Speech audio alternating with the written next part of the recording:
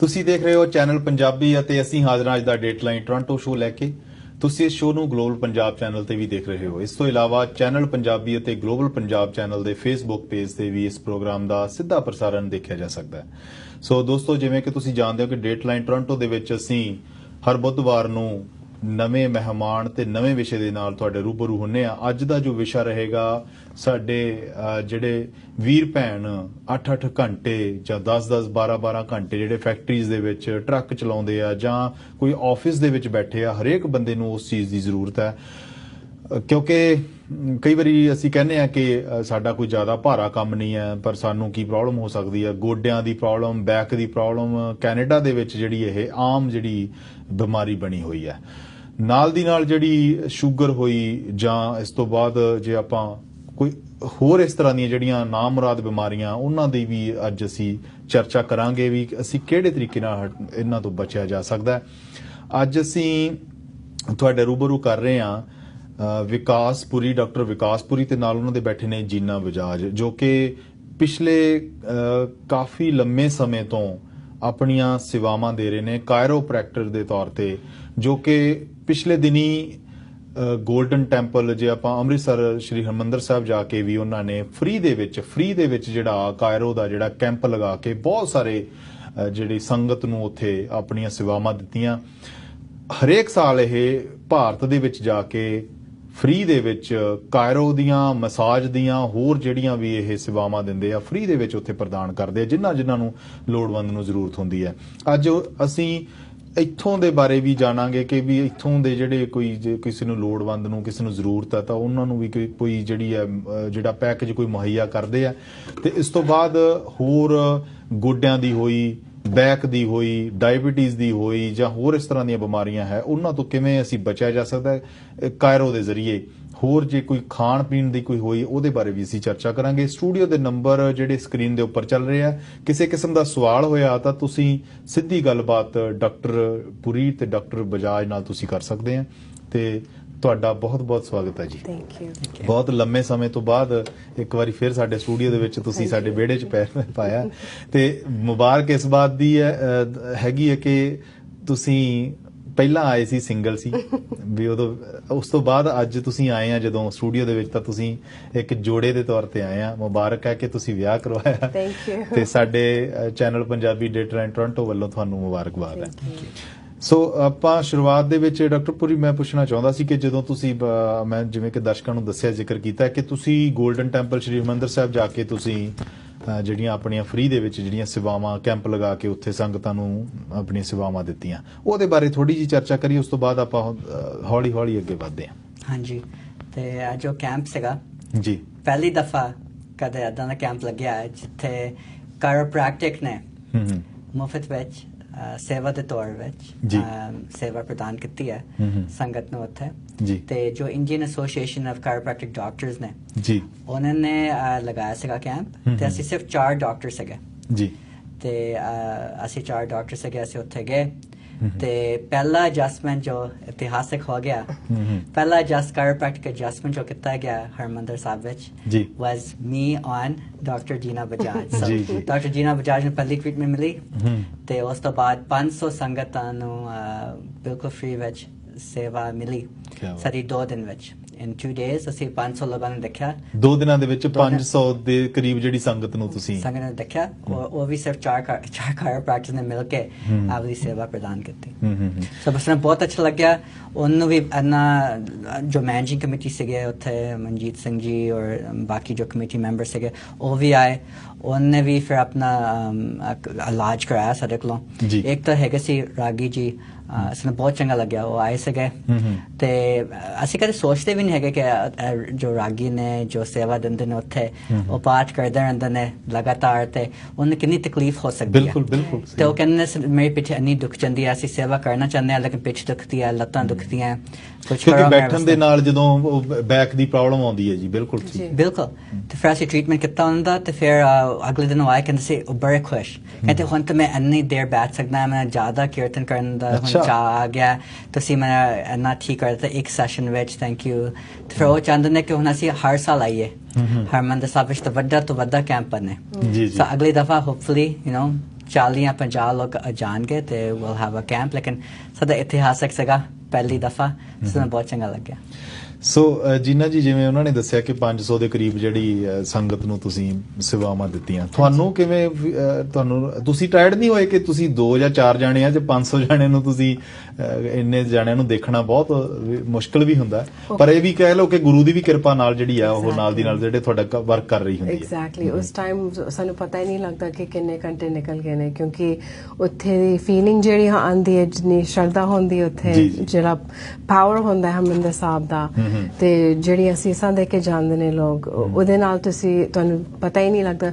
ਰਾਤ ਨੂੰ ਜਾ ਕੇ ਪਤਾ ਲੱਗਦਾ ਹੈ ਜਦੋਂ ਅਸੀਂ ਸੌਣ ਜਾਂਦੇ ਹਾਂ ਕਿ ਕਿੰਨੀ ਥਕਾਨ ਹੋਈ ਹੈ ਬਾਡੀ ਨੂੰ, ਪਰ ਫਿਰ ਅਸੀਂ ਆਪਣੇ ਆਪ ਵਿੱਚ ਅਸੀਂ ਟ੍ਰੀਟ ਕਰਦੇ ਆ ਆਪਣੇ ਕੋ-ਵਰਕਰਸ ਨੂੰ, ਸੋ ਵੀ ਟੇਕ ਕੇਅਰ ਕਿ ਸਾਨੂੰ ਕੋਈ ਬਿਮਾਰੀ ਨਾ ਲੱਗੇ। ਕਰਨਾ ਇੱਕ ਫੋਨ ਕਾਲ ਲੈ ਲਈਏ ਤੇ ਉਸ ਤੋਂ ਬਾਅਦ ਸ਼ੁਰੂ ਕਰਦੇ ਹਾਂ ਜੀ। ਸਤਿ ਸ਼੍ਰੀ ਅਕਾਲ ਜੀ, ਪ੍ਰੋਗਰਾਮ 'ਚ ਤੁਹਾਡਾ ਸਵਾਗਤ ਹੈ ਜੀ। ਸਤਿ ਸ਼੍ਰੀ ਅਕਾਲ ਜੀ, ਤੁਹਾਡਾ ਸਵਾਗਤ ਹੈ ਜੀ। ਤੁਸੀਂ ਹੈਲੋ, ਮੈਂ ਸਾਰੀ BC ਤੋਂ ਬੋਲਦਾ ਜੀ। ਹਾਂਜੀ ਹਾਂਜੀ ਹਾਂਜੀ, ਕੀ ਸਵਾਲ ਹੈ ਜੀ ਤੁਹਾਡਾ? ਮੇਰੇ ਨਾ ਲੱਕ ਦੁਖਦਾ ਤੇ ਮੇਰੀ ਨਾ ਇਹ ਸੱਜੀ ਲੱਤ ਬਾਹਲੀ ਬਿੰਗੀ ਹੋ ਗਈ ਹੈ, ਖੱਬੀ ਲੱਤ ਥੋੜੀ ਬਿੰਗੀ ਹੈ ਤੇ ਮੇਰੀ 70 ਸਾਲ ਦੀ ਉਮਰ ਹੈ। ਇਹ ਬਿੰਗੀ ਹੋਣ ਦਾ ਕੀ ਕਾਰਨ ਹੈ? ਕਿਉਂਕਿ ਬਿੰਗੀ ਹੋਣ ਨਾਲ ਮੈਂ ਨਾ ਥੋੜਾ ਜਿਹਾ ਬਿੰਗਾ ਟੁੱਟਦਾ ਤੇ ਮੇਰੇ ਤੋਂ ਸਿੱਧਾ ਨਹੀਂ ਤੁਰਿਆ ਜਾਂਦਾ। ਜੀ ਸ਼ੁਕਰੀਆ ਤੁਹਾਡਾ, ਤੁਸੀਂ ਆਫ ਦੀ ਏਅਰ ਸੁਣ ਸਕਦੇ ਹੋ। ਉਹਨਾਂ ਦਾ ਸਵਾਲ ਇਹ ਹੈ ਜੀ, ਜੀਨਾ ਜੀ, ਡਾਕਟਰ ਪੁਰੀ, ਕਿ ਵੀ ਉਹਨਾਂ ਦੀ 70 ਸਾਲ ਦੀ ਉਮਰ ਹੈ, ਉਹਨਾਂ ਦੀ ਕਿਸੇ ਵਜ੍ਹਾ ਦੇ ਨਾਲ ਇੱਕ ਜਿਹੜੀ ਸਾਈਡ ਦੀ ਲੱਤ ਹੈ ਜਿਹੜੀ ਉਹ ਵਿੰਗੀ ਹੋ ਗਈ ਹੈ। ਇਹਦੇ ਪਿੱਛੇ ਕੀ ਕਾਰਨ ਹੋ ਸਕਦੇ ਆ ਜੀ? ਸੋ ਕਈ ਚੀਜ਼ਾਂ ਸਾਡੇ ਪੋਸਚਰ ਨਾਲ ਰਿਲੇਟਡ ਹੁੰਦੀਆਂ ਨੇ ਤੇ ਡਿਪੈਂਡ ਕਰਦਾ ਹੈ ਕਿ ਜੇ ਕੋਈ ਬੰਦਾ ਕੋਈ ਇੰਜਰੀ ਜੀ ਜਾਂ ਇੰਜਰੀ ਹੋ ਜਾਏ ਜਾਂ ਜ਼ਿਆਦਾ ਦੇਰ ਬੈਠਾ ਰਹਿੰਦਾ ਹੈ, ਫਿਰ ਤੁਹਾਡੀ ਸਪਾਈਨ ਚੇਂਜ ਹੋ ਜਾਂਦੀ ਹੈ, ਤੇ ਜਦੋਂ ਸਪਾਈਨ ਦੀ ਅਲਾਈਨਮੈਂਟ ਚੇਂਜ ਹੁੰਦੀ ਹੈ ਫਿਰ ਉਹ ਤੁਹਾਡੇ ਇਸ ਜਗ੍ਹਾ ਐਸੇ ਪੈਲਵਿਸ ਕਹਿੰਦੇ ਆ, ਫਿਰ ਇੱਥੇ ਤੁਹਾਡੀ ਲੱਤ ਅਟੈਚ ਹੁੰਦੀ ਹੈ। ਸੋ ਜੇ ਇੱਥੇ ਕੋਈ ਮਿਸਅਲਾਈਨਮੈਂਟ ਆ ਜਾਏ ਫਿਰ ਤੁਹਾਡੀ ਪੂਰੀ ਲੱਤ ਨੂੰ ਤੇ ਪੈਰ ਨੂੰ ਪ੍ਰੋਬਲਮ ਆ ਸਕਦੀ ਹੈ। ਸੋ ਪੋਸਚਰਲ ਸਟ੍ਰੇਨ ਜਿਹੜਾ ਹੁੰਦਾ ਹੈ, ਜਿਹੜਾ ਡੇਲੀ ਰੈਪੀਟੇਸ਼ਨ ਅਸੀਂ ਕਰਨੇ ਆ, ਸਾਰਾ ਦਿਨ ਬੈਠੇ ਰਹਿੰਦੇ ਆ ਜਾਂ ਫੋਨ ਤੇ ਸਾਰਾ ਦਿਨ ਫੋਨ ਤੇ ਲੱਗੇ ਰਹਿੰਦੇ ਆ ਜਾਂ ਟੈਬਲੇਟ ਜੋ ਵੀ ਹੈ, ਉਹਦੇ ਨਾਲ ਸਾਡੀ ਪੋਸਚਰ ਚੇਂਜ ਹੁੰਦੀ ਹੈ। ਫਿਰ ਉਹ ਸਪਾਈਨਲ ਜੁਆਇੰਟਸ ਜਿਹੜੀਆਂ ਨੇ ਮੂਵ ਹੁੰਦੀਆਂ ਨੇ ਤੇ ਨਰਵਸ ਤੇ ਦਬਾਅ ਪੈਂਦਾ ਹੈ, ਫਿਰ ਨਰਵ ਤੋਂ ਜਾ ਕੇ ਤੁਹਾਡੇ ਜਿਹੜੇ ਮਸਲਸ ਨੇ ਉਹਨਾਂ ਤੇ ਪ੍ਰੈਸ਼ਰ ਪੈਂਦਾ ਹੈ। ਸੋ ਹੋ ਸਕਦਾ ਹੈ ਕਿ ਉਹਨਾਂ ਨੂੰ ਕੋਈ ਪੋਸਚਰਲ ਪ੍ਰੋਬਲਮ ਹੋਏ। ਇਹ ਤੇ ਸੁਣਿਆ ਨਹੀਂ ਕਿ ਸ਼ਾਇਦ ਉਹ ਕਿਤੇ ਗਿਰੇ ਨੇ ਜਾਂ ਕੁਝ ਹੋਇਆ, ਬਟ ਅਗਰ ਕੋਈ ਇੰਜਰੀ ਨਹੀਂ ਹੈਗੀ ਤੇ ਨਾਰਮਲੀ ਪੋਸਚਰ ਨਾਲ ਰਿਲੇਟਡ ਹੁੰਦਾ ਹੈ। ਬਿਲਕੁਲ, ਤੇ ਮੈਂ ਦਰਸ਼ਕਾਂ ਨੂੰ ਤਾਕੀਦ ਕਰੂੰਗਾ ਕਿ ਅਗਰ ਜਿਹੜਾ ਕੋਈ ਤੁਸੀਂ ਹੋਰ ਸਵਾਲ ਪ੍ਰੋਗਰਾਮ ਤੋਂ ਬਾਅਦ ਜੇ ਪੁੱਛਣਾ ਹੋਇਆ ਤਾਂ ਡਾਕਟਰ ਪੁਰੀ, ਡਾਕਟਰ ਜੀਨਾ ਆਪਣਾ ਨੰਬਰ, ਆਪਣੀ ਸਾਈਟ ਵਗੈਰਾ ਤੁਹਾਨੂੰ ਦੇ ਕੇ ਜਾਣਗੇ। ਕਿਸੇ ਕਿਸਮ ਦਾ ਸਵਾਲ ਹੋਇਆ ਤਾਂ ਤੁਸੀਂ ਫੋਨ ਕਰਕੇ ਪੁੱਛ ਸਕਦੇ ਆ, ਇਹਨਾਂ ਨੂੰ ਤੁਸੀਂ ਵਿਜ਼ਿਟ ਵੀ ਕਰ ਸਕਦੇ ਆ। ਇੱਕ ਮੈਂ ਕਹਿਣਾ ਚਾਹਾਂਗਾ ਕਿ ਬੜਾ ਸੌਖਾ ਇਲਾਜ ਹੁੰਦਾ ਇਹਦਾ, ਉਹਨੂੰ ਕਹਿੰਦੇ ਕਾਇਰੋਪ੍ਰੈਕਟਿਕ, ਜੋ ਆਮ ਤੌਰ ਸਾਡੀ ਜੋ ਕਮਿਊਨਿਟੀ ਹੈਗੀ ਉਹਨੂੰ ਹਾਲੇ ਜਾਣਕਾਰੀ ਨਹੀਂ ਹੋਈ ਪੂਰੀ ਤਰ੍ਹਾਂ ਕਿ ਕਾਇਰੋਪ੍ਰੈਕਟਿਕ ਕੀ ਚੀਜ਼ ਹੈ, ਲੇਕਿਨ ਅਲਾਈਨਮੈਂਟ ਦੀ ਜੋ ਟ੍ਰੀਟਮੈਂਟ ਹੈਗੀ ਹੈ ਉਹ ਸਭ ਤੋਂ ਸਪੈਸ਼ਲਾਈਜੇਸ਼ਨ ਹੈਗੀ ਹੈ ਕਾਇਰੋਪ੍ਰੈਕਟਿਕ। ਸੋ ਜੋ ਵਿੰਗਾਪਨ ਵਗੈਰਾ ਆ ਜਾਂਦਾ ਹੈ ਬੰਦੇ ਚ, ਜਾਂ ਉਹ ਅਸੀਂ ਬਹੁਤ ਸੌਖੇ ਤਰੀਕੇ ਨਾਲ ਠੀਕ ਕਰ ਸਕਦੇ ਹਾਂ ਥਰੂ ਕਾਇਰੋਪ੍ਰੈਕਟਿਕ ਐਡਜਸਟਮੈਂਟ। ਮੈਂ ਡਾਕਟਰ ਸਾਹਿਬ, ਮੈਂ ਤੁਹਾਨੂੰ ਨਾ ਸਵਾਲ ਹੀ ਇਹ ਪੁੱਛਣਾ ਸੀ ਵੀ ਜਿਹੜੀ ਇਹ ਕਾਇਰੋਪ੍ਰੈਕਟਰ ਅਸਲ ਦੇ ਵਿੱਚ ਜਿਹੜੀ ਟਰਮ ਤਾਂ ਯੂਜ਼ ਹੁੰਦੀ ਹੈ, ਪਰ ਅਸਲ ਦੇ ਵਿੱਚ ਹੈ ਕੀ ਹੈ? ਕਿਉਂਕਿ ਜੇ ਆਪਾਂ ਇੰਡੀਆ ਦੀ ਗੱਲ ਕਰੀਏ, ਸ਼ਾਇਦ ਉਦੋਂ ਤਾਂ ਅਸੀਂ ਸੁਣਿਆ ਵੀ ਨਹੀਂ ਸੀ ਵੀ ਇਹ ਕੋਈ ਇਸ ਤਰ੍ਹਾਂ ਦਾ ਵੀ ਇਲਾਜ ਹੁੰਦਾ ਹੈ, ਤੇ ਉਹਦੇ ਬਾਰੇ ਥੋੜਾ ਜਿਹਾ ਜੀਨਾ ਜੀ ਤੁਸੀਂ ਵੀ ਖੁੱਲ੍ਹ ਕੇ ਦੱਸੋ ਵੀ ਅਸਲ ਇਹ ਕਿਵੇਂ ਤੇ ਕਦੋਂ ਤੇ ਕਿੰਨੇ ਕੁ ਸਾਲਾਂ ਤੋਂ ਪੁਰਾਣੀ ਜਿਹੜੀ ਵਿਧੀ ਹੈ ਇਹ? ਕਿੰਨੇ ਸਾਲ ਹੋ ਗਏ ਨੇ? 1893 ਤੋਂ ਸ਼ੁਰੂ ਹੋਈ ਹੈ। ਸੋ ਇਹ ਜਿਹੜਾ ਡਾਕਟਰ ਸੀ ਕੈਨੇਡੀਅਨ ਸੀਗਾ, ਤੇ ਉਹ ਕੀ ਹੋਇਆ ਕਿ ਉਹਦੇ ਆਫਿਸ ਵਿੱਚ ਇੱਕ ਬੰਦਾ ਕੰਮ ਕਰਦਾ ਸੀ ਤੇ ਉਹਨੂੰ ਸੁਣਾਈ ਨਹੀਂ ਦਿੰਦਾ ਸੀਗਾ ਪ੍ਰੋਪਰਲੀ। ਸੋ ਡਾਕਟਰ ਨੇ ਦੇਖਿਆ ਕਿ ਇਸ ਬੰਦੇ ਨੂੰ ਕੀ ਬਿਮਾਰੀ ਹੈ, ਕੋਈ ਕੁਝ ਦਿਖਦਾ ਤੇ ਹੈ ਨਹੀਂ। ਉਹਨੂੰ ਇਹ ਦੇਖਿਆ ਕਿ ਉਹਦੀ ਸਪਾਈਨ ਥੋੜੀ ਵਧੀ ਹੋਈ ਸੀ। ਸੋ ਉਹਨੇ ਕੀ ਕੀਤਾ ਕਿ ਉਹਨੇ ਸਪਾਈਨ ਨੂੰ ਦਬਾਇਆ। ਜਦੋਂ ਸਪਾਈਨ ਨੂੰ ਸਪੈਸੀਫਿਕਲੀ ਬਹੁਤ ਕੇਅਰਫੁਲੀ ਉਹਨੇ ਪ੍ਰੈਸ਼ਰ ਦਿੱਤਾ ਸਪਾਈਨ ਜਿਹੜੀ ਹੱਡੀ ਸੀ ਉਹ ਹਿਲ ਗਈ ਥੋੜੀ ਜੀ ਆਵਾਜ਼ ਨਿਕਲੀ ਤੇ ਨੈਕਸਟ ਡੇ ਉਹ ਬੰਦਾ ਕਹਿੰਦਾ ਕਿ ਮੈਂ ਹੁਣ ਸੁਣ ਸਕਦਾ ਅੱਛਾ ਸੋ ਉਹ ਮਿਰਾਕਲ ਹੋਇਆ 1893 ਤੇ ਹੁਣ ਵੀ ਇਸ ਤਰ੍ਹਾਂ ਦੇ ਸਟੋਰੀਜ਼ ਕਾਫੀ ਆਉਂਦੇ ਨੇ ਸਾਡੇ ਕੋਲ ਜਿਹੜਾ ਬੰਦਾ ਕੋਈ ਚੱਲ ਨਹੀਂ ਸਕਦਾ ਠੀਕ ਤਰ੍ਹਾਂ ਕਦੀ ਕੋਈ ਸੁਣ ਨਹੀਂ ਸਕਦਾ ਕੋਈ ਬੋਲ ਨਹੀਂ ਸਕਦਾ ਸੋ ਅਮੇਜ਼ਿੰਗ ਚੀਜ਼ ਹੈ ਕਿ ਤੁਹਾਡੀ ਸਪਾਈਨ ਜਿਹੜੀ ਹੈ ਉਹਦੇ ਵਿੱਚ ਤੁਹਾਡੀ ਸਪਾਈਨਲ ਕਾਰਡ ਤੇ ਨਰਵਸ ਹੈਗੀਆਂ ਨੇ ਤੇ ਸਾਰੇ ਮੈਸੇजेस ਜਿਹੜੇ ਬ੍ਰੇਨ ਤੋਂ ਨਿਕਲਦੀਆਂ ਨੇ ਉਹ ਸਪਾਈਨ ਵਿੱਚੋਂ ਨਿਕਲਦੀਆਂ ਨੇ ਸੋ ਇਸ ਕਰਕੇ ਸਾਡਾ ਜਿਹੜਾ ਮੋਸਟਲੀ ਅਸੀਂ ਜਿਹੜਾ ਕੰਮ ਕਰਦੇ ਆ ਉਹ ਸਪਾਈਨ ਦੇ ਥਰੂ ਹੀ ਕਰਦੇ ਆ ਸੋ ਅਸੀਂ ਚੈੱਕ ਕਰਦੇ ਆ ਕਿ ਤੁਹਾਡੀ ਅਲਾਈਨਮੈਂਟ ਜਿਹੜੀ ਹੈ ਸਪਾਈਨ ਦੀ ਹਰ ਇੱਕ ਹੱਡੀ ਦੀ ਅਲਾਈਨਮੈਂਟ ਕਿੱਦਾਂ ਹੈਗੀ ਹੈ ਉਹ ਠੀਕ ਤਰ੍ਹਾਂ ਬੈਠੀ ਹੋਈ ਹੈ ਮੂਵ ਕਰਦੀ ਹੈ ਠੀਕ ਤਰ੍ਹਾਂ ਅਸੀਂ ਨਾਲ ਐਕਸ-ਰੇਜ਼ ਵੀ ਕਦੀ ਪ੍ਰਿਸਕ੍ਰਾਈਬ ਕਰਕੇ ਦੇਖਦੇ ਹਾਂ ਕਿ ਅਲਾਈਨਮੈਂਟ ਕਿਸ ਤਰ੍ਹਾਂ ਹੈ ਹੱਡੀ ਦੀ ਹਾਲਤ ਕੀ ਹੈ ਆਰਥਰਾਈਟਿਸ ਹੈ ਜਾਂ ਨਹੀਂ ਹੈ ਫਿਰ ਉਸ ਦੇ ਹਿਸਾਬ ਨਾਲ ਅਸੀਂ ਫਿਰ ਟ੍ਰੀਟਮੈਂਟ ਦਿੰਦੇ ਹਾਂ ਸੋ ਸਾਡਾ ਟ੍ਰੀਟਮੈਂਟ ਜਿਹੜਾ ਹੈਗਾ ਉਹਨੂੰ ਅਸੀਂ ਐਡਜਸਟਮੈਂਟ ਕਹਿੰਦੇ ਹਾਂ ਤੇ ਐਡਜਸਟਮੈਂਟ कम से कम आई थिंक 80 तरीके होंगे डिफरेंट टेक्निक्स बट साडे क्लिनिक विच दो मेजॉरिटी ਅਸੀਂ 2-3 ਟ੍ਰੀਟਮੈਂਟ ਕਰਦੇ ਆ ਜੀ ਇੱਕ ਇਸ ਟੂਲ ਨਾਲ ਹੈਗਾ ਇਹ ਟੂਲ ਜਿਹੜਾ ਹੈਗਾ ਅਸੀਂ ਇਹਨੂੰ ਐਕਟੀਵੇਟਰ ਕਹਿੰਦੇ ਆ ਜੀ ਸੋ ਐਕਟੀਵੇਟਰ ਨਾਲ ਕੀ ਹੁੰਦਾ ਹੈ ਕਿ ਥੋੜਾ ਜਿਹਾ ਸਪ੍ਰਿੰਗ ਲੋਡਡ ਹੈਗਾ ਅਸੀਂ ਜਦੋਂ ਇਹਨੂੰ ਪੁੱਲ ਕਰਦੇ ਆ ਥੋੜੀ ਜੀ ਪ੍ਰੈਸ਼ਰ ਨਿਕਲਦੀ ਹੈ ਪਰ ਉਹ ਪ੍ਰੈਸ਼ਰ ਸਪੈਸਿਫਿਕ ਹੁੰਦੀ ਹੈ ਹੱਡੀ ਵਾਸਤੇ ਕਿ ਉਹ ਹੱਡੀ ਆਪਣੀ ਜਗ੍ਹਾ ਜਿਹੜੀ ਹਿਲ ਗਈ ਹੈ ਮਿਸਅਲਾਈਨਡ ਹੋਈ ਪਈ ਹੈ ਉਹ ਅਸੀਂ ਸਿੱਧੀ ਕਰ ਸਕਦੇ ਹਾਂ ਉਸ ਆਪਣੀ ਜਗ੍ਹਾ ਤੇ ਆ ਜਾਓ ਰਾਈਟ ਜਿਵੇਂ ਆਪਾਂ ਪੰਜਾਬੀ ਚ ਕਹਿੰਦੇ ਵੀ ਮਣਕਾ ਹਿੱਲ ਗਿਆ ਜਾਂ ਹੋਰ ਹੈ ਉਹਨਾਂ ਮਣਕਿਆਂ ਨੂੰ ਇਹ ਆਪਣੀ ਜਗ੍ਹਾ ਤੇ ਲਿਆਉਣ ਲਈ ਐਗਜ਼ੈਕਟਲੀ ਪਰ ਇਹ ਹਰ ਬੰਦਾ ਨਹੀਂ ਕਰ ਸਕਦਾ ਸਪੈਸਿਫਿਕ ਟ੍ਰੇਨਿੰਗ ਹੈ ਤੇ ਜਿਹੜੇ ਬੰਦੇ ਲਾਈਕ ਜਿਹੜੇ ਸਪੈਸ਼ਲਿਸਟ ਹੱਡੀਆਂ ਨੂੰ ਮੂਵ ਕਰਦੇ ਓਨਲੀ ਆਰਥੋਪੈਡਿਕ ਸਰਜਨ ਨੇ ਜਾਂ ਕਾਇਰੋਪ੍ਰੈਕਟਰ ਤੇ ਸਰਜਰੀ ਨੂੰ ਹਰ ਬੰਦੇ ਨੂੰ ਨਹੀਂ ਚਾਹੀਦੀ ਹੁੰਦੀ ਬਟ ਸਾਰੇ ਸੋਚਦੇ ਕਿ ਮੇਰੀ ਪੇਨ ਇੰਨੀ ਜ਼ਿਆਦਾ ਹੈਗੀ ਹੈ ਮੇਰੇ ਪ੍ਰੋਬਲਮਸ ਇੰਨੇ ਹੈਗੇ ਨੇ ਮੈਂ ਸਰਜਨ ਨੂੰ ਦਿਖਾਵਾਂ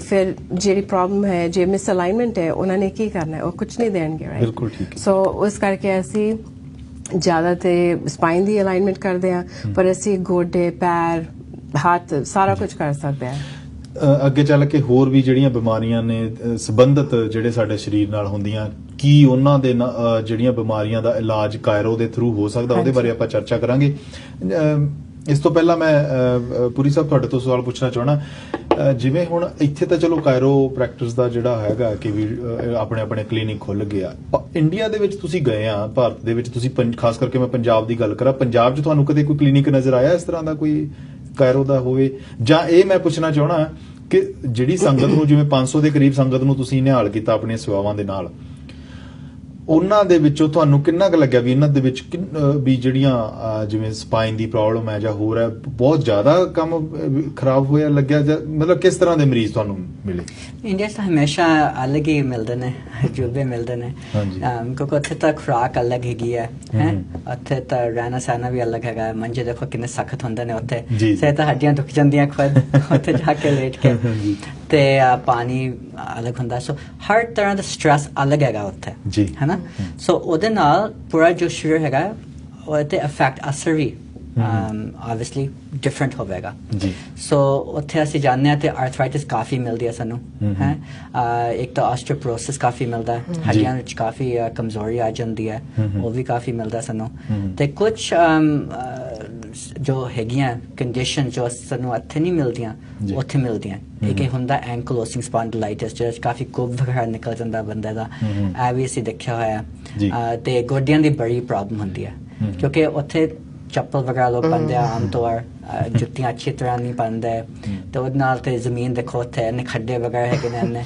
ਸੋ ਕਿੰਨਾ ਸਟ੍ਰੈਸ ਪੈਗਾ ਗੋਡਿਆਂ ਤੇ ਸਪਾਈਨ ਤੇ ਤੁਸੀਂ ਸੋਚ ਹੀ ਸਕਦੇ ਹੋ ਬਿਲਕੁਲ ਸੋ ਹਾਂ ਇਸ ਵੇਲੇ ਸਿਰਫ 9 ਕਾਇਰੋਪ੍ਰੈਕਟਰ ਹੈਗੇ ਨੇ ਪੂਰੇ ਦੇਸ਼ ਵਿੱਚ ਪੂਰੇ ਭਾਰਤ ਵਿੱਚ ਸਿਰਫ about 9 ਕਾਇਰੋਪ੍ਰੈਕਟਰਸ ਹੈਗੇ ਨੇ ਤਦ ਅਸੀਂ 2015 ਵਿੱਚ ਸ਼ੁਰੂ ਕੀਤਾ ਮਿਸ਼ਨ ਟ੍ਰਿਪ ਵਿੱਚ ਜਾਣਾ ਹਰ ਸਾਲ ਜਾਓ ਸੇਵਾ ਦੋ ਲਾਈਕ ਫਿਰ ਅਸੀਂ ਸੋਚਿਆ ਕਿ ਦੇਖੋ ਇਸ ਤੋਂ ਬਾਅਦ ਲੋਕ ਠੀਕ ਹੁੰਦੇ ਲੇਕਿਨ ਫਿਰ ਕੋਈ ਸਹੂਲੀਅਤ ਨਹੀਂ ਹੈਗੀ ਉਹਨਾਂ ਵਾਸਤੇ ਬਿਲਕੁਲ ਕੋਈ ਫੈਸਿਲਿਟੀ ਨਹੀਂ ਹੈ ਕਿਉਂਕਿ ਕੁਝ ਕਰਨਾ ਚਾਹੀਦਾ ਜੇ ਇਹ ਵੀ ਦੇਖਿਆ ਜਾਵੇ ਜਿਵੇਂ ਡਾਕਟਰ ਸਾਹਿਬ ਦੱਸਿਆ ਕਿ ਉਹਨਾਂ ਜਿਵੇਂ ਉਹਨਾਂ ਨੇ ਚੱਪਲ ਪਾ ਕੇ ਕਈ ਹੈਗੇ ਆ ਕਈ ਇਹ ਵੀ ਹੈ ਆਪਾਂ ਦੇਖਿਆ ਕਿ ਉਹ ਬਿਨਾਂ ਚੱਪਲ ਤੋਂ ਵੀ ਨੰਗੇ ਪੈਰ ਵੀ ਉੱਥੇ ਹਾਂਜੀ ਪਰ ਇੰਨੀਆਂ ਜਿਵੇਂ ਹੁਣ ਕਾਇਰੋ ਦੀਆਂ ਜਿਹੜੀਆਂ ਸੇਵਾਵਾਂ ਨੇ ਇਹ ਵੀ ਮਹਿੰਗੀਆਂ ਨੇ ਨਹੀਂ ਵੀ ਲੈ ਪਾਉਂਦੇ ਤਾਂ ਇਹ ਉਹ ਵੀ ਕਿਤੇ ਨਾ ਕਿਤੇ ਚਲੋ ਤੁਹਾਡੀ ਸੇਵਾ ਇਹ ਵੀ ਪਰਮਾਤਮਾ ਕਰੇ ਵੀ ਤੁਸੀਂ ਹੋਰ ਵੀ ਅੱਗੇ ਵੱਧ ਕੇ ਜਾਂ ਹੋਰ ਜਿਵੇਂ ਤੁਸੀਂ ਦੱਸਿਆ ਕਿ 50-60 ਦੇ ਕਰੀਬ ਜਿਹੜੇ ਇਸ ਸਾਲ ਸ਼ਾਇਦ ਤੁਸੀਂ ਡਾਕਟਰ ਲੈ ਕੇ ਜਾਓਗੇ ਤੁਸੀਂ ਫ੍ਰੀ ਦੇ ਵਿੱਚ ਜਾ ਕੇ ਮੈਂ ਤਾਂ ਕਹਿਣਾ ਵੀ ਉਹਨਾਂ ਨੂੰ ਹੋਰ ਤੰਦਰੁਸਤ ਕਰੋ, ਕਿਉਂਕਿ ਕਈ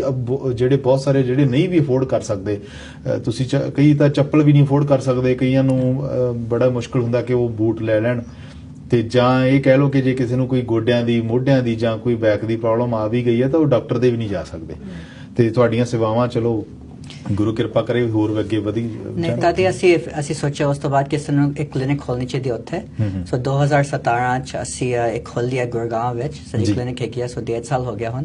ਸੋ ਅਸੀਂ ਕਾਇਰੋਪ੍ਰੈਕਟਰ ਹਾਇਰ ਕਰਦੇ ਹਾਂ, ਉੱਥੇ ਜਾ ਕੇ ਬੈਠਦੇ ਨੇ 6 ਮਹੀਨੇ ਵਾਸਤੇ, 1 ਸਾਲ ਵਾਸਤੇ, ਤੇ ਫਿਰ ਉਹ ਕਾਇਰੋਪ੍ਰੈਕਟਿਕ ਦੇ ਸਕਦੇ ਆ ਲੋਕਾਂ ਨੂੰ, ਜਨਤਾ ਨੂੰ। ਤੇ ਅਸੀਂ ਹਮੇਸ਼ਾ ਇਹ ਕਹਿੰਦੇ ਹਾਂ, ਚਾਹੇ ਉੱਥੇ ਹੋਵੇ ਜਾਂ ਸਾਡੀ ਕਲੀਨਿਕਸ ਇੱਥੇ ਹੋਣ, ਮਨੀ ਸ਼ੁਡ ਨਾਟ ਕਮ ਇਨ ਦ ਵੇ। ਪੈਸੇ ਦਾ ਨਾ ਸੋਚੋ, ਜੋ ਵੀ ਥੋੜੀ ਹੈਗੀ ਹੈ, ਥੋੜੀ ਕੈਪੇਬਿਲਿਟੀ, ਤੁਸੀਂ ਆਓ, ਅਸੀਂ ਥੋੜਾ ਇਲਾਜ ਕਰ ਦੇंगे, ਚਾਹੇ ਜੋ ਵੀ ਜਿਸ ਤਰ੍ਹਾਂ ਵੀ ਕਰਨਾ ਹੋਵੇ, ਤਾਂ ਕਿ ਥੋੜਾ ਇਲਾਜ ਮਿਲੇਗਾ ਜ਼ਰੂਰ ਜੀ। ਸੋ ਦਰਸ਼ਕੋ, ਕਿਸੇ ਕਿਸਮ ਦਾ ਸਵਾਲ ਹੋਇਆ ਤਾਂ ਤੁਸੀਂ ਸਟੂਡੀਓ ਦੇ ਨੰਬਰ ਸਕਰੀਨ ਉੱਪਰ ਚੱਲ ਰਹੇ ਆ, ਤਾਂ ਤੁਸੀਂ ਇਸ ਨੰਬਰ ਨੂੰ ਡਾਇਲ ਕਰਕੇ ਸਿੱਧੀ ਡਾਕਟਰ ਪੁਰੀ ਤੇ ਡਾਕਟਰ ਬਜਾਜ ਨਾਲ ਤੁਸੀਂ ਗੱਲਬਾਤ ਕਰ ਸਕਦੇ ਆ।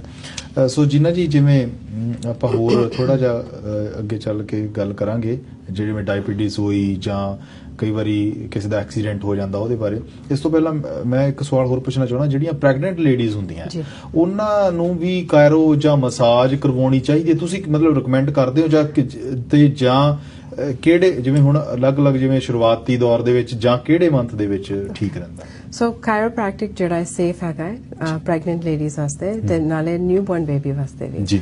ਸੋ ਜਦੋਂ ਲੇਡੀ ਦੀ ਬਾਡੀ ਚੇਂਜ ਹੁੰਦੀ ਹੈ, ਉਹ ਸਪਾਈਨ ਤੇ ਸਟ੍ਰੈਸ ਪੈਂਦਾ ਹੈ, ਉਹ ਕਹਿੰਦੇ ਕਿ ਬੈਕ ਪੇਨ ਹੋ ਰਹੀ ਹੈ, ਪੈਲਵਿਕ ਪੇਨ ਹੋ ਰਹੀ ਹੈ। ਸੌਰੀ, ਮਾਫ ਕਰਨਾ, ਤੁਹਾਡੀ ਗੱਲ ਕੱਟ ਰਹੇ ਹਾਂ, ਕਿ ਕਾਲ ਲੈ ਲਈਏ, ਇਹ ਵੀ ਕੋਈ ਲੋੜਵੰਦ। ਜੀ ਸਤਿ ਸ਼੍ਰੀ ਅਕਾਲ ਜੀ, ਸਵਾਗਤ ਹੈ ਜੀ ਤੁਹਾਡਾ ਪ੍ਰੋਗਰਾਮ ਦੇ ਵਿੱਚ। ਹਾਂਜੀ, ਸਤਿ ਸ਼੍ਰੀ ਅਕਾਲ ਜੀ। ਮੈਂ ਪ੍ਰੋਗਰਾਮ ਦੇਖ ਰਹੀ ਸੀ, ਮੇਰਾ ਇੱਕ ਕੁਐਸਚਨ ਸੀ ਡਾਕਟਰ ਸਾਹਿਬ ਨੂੰ ਜੀ। ਮੇਰੇ ਹਸਬੈਂਡ ਅੱਜ ਕੱਲ ਥੋੜੀ ਜਿਹੀ ਜ਼ਿਆਦਾ ਸਿਟਿੰਗ ਕਰ ਰਹੇ ਆ, ਉਹਨਾਂ ਦੇ ਐਗਜ਼ਾਮਸ ਵਗੈਰਾ ਚੱਲ ਰਹੇ ਆ ਜੀ। ਸੋ ਉਹ ਵਾਂਸ ਅ ਵਾਈਲ ਕੰਪਲੇਨ ਕਰਦੇ ਆ ਵੀ ਉਹਨਾਂ ਦੀ ਲੋਅਰ ਬੈਕ ਕਾਫੀ ਲੋ ਜਾ ਕੇ ਨਾ ਪੇਨ ਹੋਣ ਲੱਗ ਜਾਂਦੀ ਹੈ। ਜਿੱਦਾਂ ਉਹ ਕੰਪਲੇਨ ਕਰਦੇ ਆ ਵੀ ਉਹ ਥੋੜੀ ਜਿਹੀ ਸਟ੍ਰੈਚ ਹੋ ਗਈ, ਸਟ੍ਰੈਚ ਨਹੀਂ ਕਹਿ ਸਕਦੇ, ਮਤਲਬ ਆਕੜ ਗਈ ਪੰਜਾਬੀ ਚ। ਤੇ ਫਿਰ ਉਹਨਾਂ ਨੂੰ ਜਿੱਦਾਂ ਕੋਈ ਮਸਾਜ ਵਗੈਰਾ, ਲੋਸ਼ਨ ਵਗੈਰਾ ਲਾਉਣਾ ਪੈਂਦਾ ਜੀ। ਇਹਦਾ ਕੀ ਇੱਕ ਰੀਜ਼ਨ ਹੋ ਸਕਦਾ ਤੇ ਇਹਦਾ ਕੀ ਸੋਲੂਸ਼ਨ ਹੈ ਜੀ? ਸ਼ੁਕਰੀਆ ਜੀ। ਹਾਂਜੀ, ਥੈਂਕ ਯੂ। ਤੁਹਾਨੂੰ ਸਵਾਲ ਸਮਝ ਆ ਗਿਆ? ਪੂਰਾ ਨਹੀਂ ਸੁਣਾਇਆ। ਅਸਲ ਦੇ ਵਿੱਚ ਉਹ ਕਹਿ ਰਹੇ ਆ ਕਿ ਵੀ ਜਿਵੇਂ ਉਹਨਾਂ ਦੇ ਹਸਬੈਂਡ ਦੀ ਜਿਹੜੀ ਬੈਠਣ ਦੇ ਕਰਕੇ ਜਿਹੜੀ ਲੋਅਰ ਬੈਕ ਹੈ, ਉਹਦੇ ਵਿੱਚ ਜਿਵੇਂ ਅਕੜਾ ਆ ਜਾਂਦਾ, ਜਾਂ ਇਹ ਕਹ ਲਓ ਵੀ ਲੌਕ ਲੱਗ ਜਾਂਦਾ, ਉਹਦੇ ਬਾਰੇ ਤੁਸੀਂ ਕੀ ਕਹਿਣਾ ਚਾਹੋਗੇ ਵੀ ਉਹ ਕਿਉਂ ਹੁੰਦਾ ਹੈ? ਇਸ ਵੀ ਬੈਠਣ ਕਰਕੇ ਹੈ? ਜੇ ਬੈਠਣ ਕਰਕੇ ਤਾਂ ਕੋਈ ਜਸਰ ਦੇ ਨਾਲ ਵੀ ਇਹਦਾ ਕੋਈ ਹੈਗਾ? ਹਾਂਜੀ ਬਿਲਕੁਲ, ਜਿੱਦਾਂ ਅਸੀਂ ਦੱਸਿਆ, ਜਿੱਦਾਂ ਡਾਕਟਰ ਬਜਾਜ ਨੇ ਦੱਸਿਆ ਸੀਗਾ, ਪੋਸਚਰਲੀ ਕਾਫੀ ਅਸਰ ਪੈਂਦਾ। ਜਿਸ ਤਰ੍ਹਾਂ ਟਰੱਕ ਡਰਾਈਵਰ ਜੋ ਹੁੰਦੇ ਨੇ ਸਾਡੇ ਹੈਗੇ ਨੇ ਭਰਾ, ਜੋ ਕਾਫੀ ਦੇਰ ਬੈਠਦੇ ਨੇ, ਤੇ ਉਹਦੇ ਨਾਲ ਇਹ ਹੁੰਦਾ ਕਾਫੀ ਸਟ੍ਰੈਸ ਪੈਂਦਾ ਸਪਾਈਨ ਤੇ। ਤੇ ਜੋ ਜੋੜ ਹੁੰਦੇ ਨਾ, ਜਿੱਦਾਂ ਤੁਸੀਂ ਕਿਹਾ ਕਿ ਮਣਕੇ ਹਿਲ ਜਾਂਦੇ ਨੇ, ਤੇ ਜੋੜ ਵਿੱਚ ਬਿਲਕੁਲ ਅਕੜਾਪਨ ਆ ਜਾਂਦਾ। ਏਦਾਂ ਅਗਰ ਹੋਵੇਗਾ, ਫਿਰ ਨਾੜ ਤੇ ਦਬਾਅ ਪੈਂਦਾ ਜੀ, ਫਿਰ ਪੇਨ ਵਗੈਰਾ ਹੋਣ ਲੱਗਦੀ ਹੈ, ਫਿਰ ਬਿਲਕੁਲ ਅਕੜ ਜਾਂਦੇ ਨੇ। ਤਦ ਹੀ ਅਸੀਂ ਆਪਲੇ ਐਡਜਸਟਮੈਂਟਸ ਵਗੈਰਾ ਕਰਦੇ ਹਾਂ, ਜੋ ਇਹਨੂੰ ਫਿਰ ਏਦਾਂ ਕਲਿੱਕ ਕਰਕੇ ਅਨਲੌਕ ਕਰ ਦਿੰਦੇ ਆ, ਤੇ ਅਲਾਈਨਮੈਂਟ ਫਿਰ ਦੀ ਠੀਕ ਹੋ ਜਾਂਦੀ ਹੈ। ਫਿਰ ਇੱਕਦਮ ਲੂਸਨੈਸ ਆ ਜਾਂਦੀ ਹੈ, ਫਲੈਕਸੀਬਿਲਿਟੀ ਆ ਜਾਂਦੀ ਹੈ ਸਪਾਈਨ ਵਿੱਚ, ਤੇ ਫਿਰ ਪੇਨ ਚੱਲ ਜਾਂਦੀ ਹੈ, ਇੱਕਦਮ ਚੱਲ ਜਾਂਦੀ ਹੈ। ਆਈ ਥਿੰਕ ਭੈਣ ਜੀ ਨੇ ਕਿਹਾ ਸੀ ਕਿ ਕੋਈ ਚੀਜ਼ ਮਲਦੇ ਨੇ ਤੇ ਥੋੜਾ ਆਰਾਮ ਆਉਂਦਾ ਹੈ। ਸੋ ਉਹ ਟੈਂਪਰੇਰੀ ਰਿਲੀਫ ਹੁੰਦਾ ਹੈ, ਕਿਉਂਕਿ ਉਹ ਮਸਲਸ ਜਿਹੜੇ ਨੇ ਉਹ ਹੱਡੀਆਂ ਨਾਲ ਅਟੈਚਡ ਹੁੰਦੇ ਨੇ। ਇੱਕ ਕਾਲ ਹੋਰ ਲੈ ਲਈਏ ਆਪਾਂ। ਓਕੇ ਸਰ ਜੀ, ਸਤਿ ਸ਼੍ਰੀ ਅਕਾਲ ਜੀ, ਸਵਾਗਤ ਹੈ ਜੀ ਤੁਹਾਡਾ ਪ੍ਰੋਗਰਾਮ ਦੇ ਵਿੱਚ।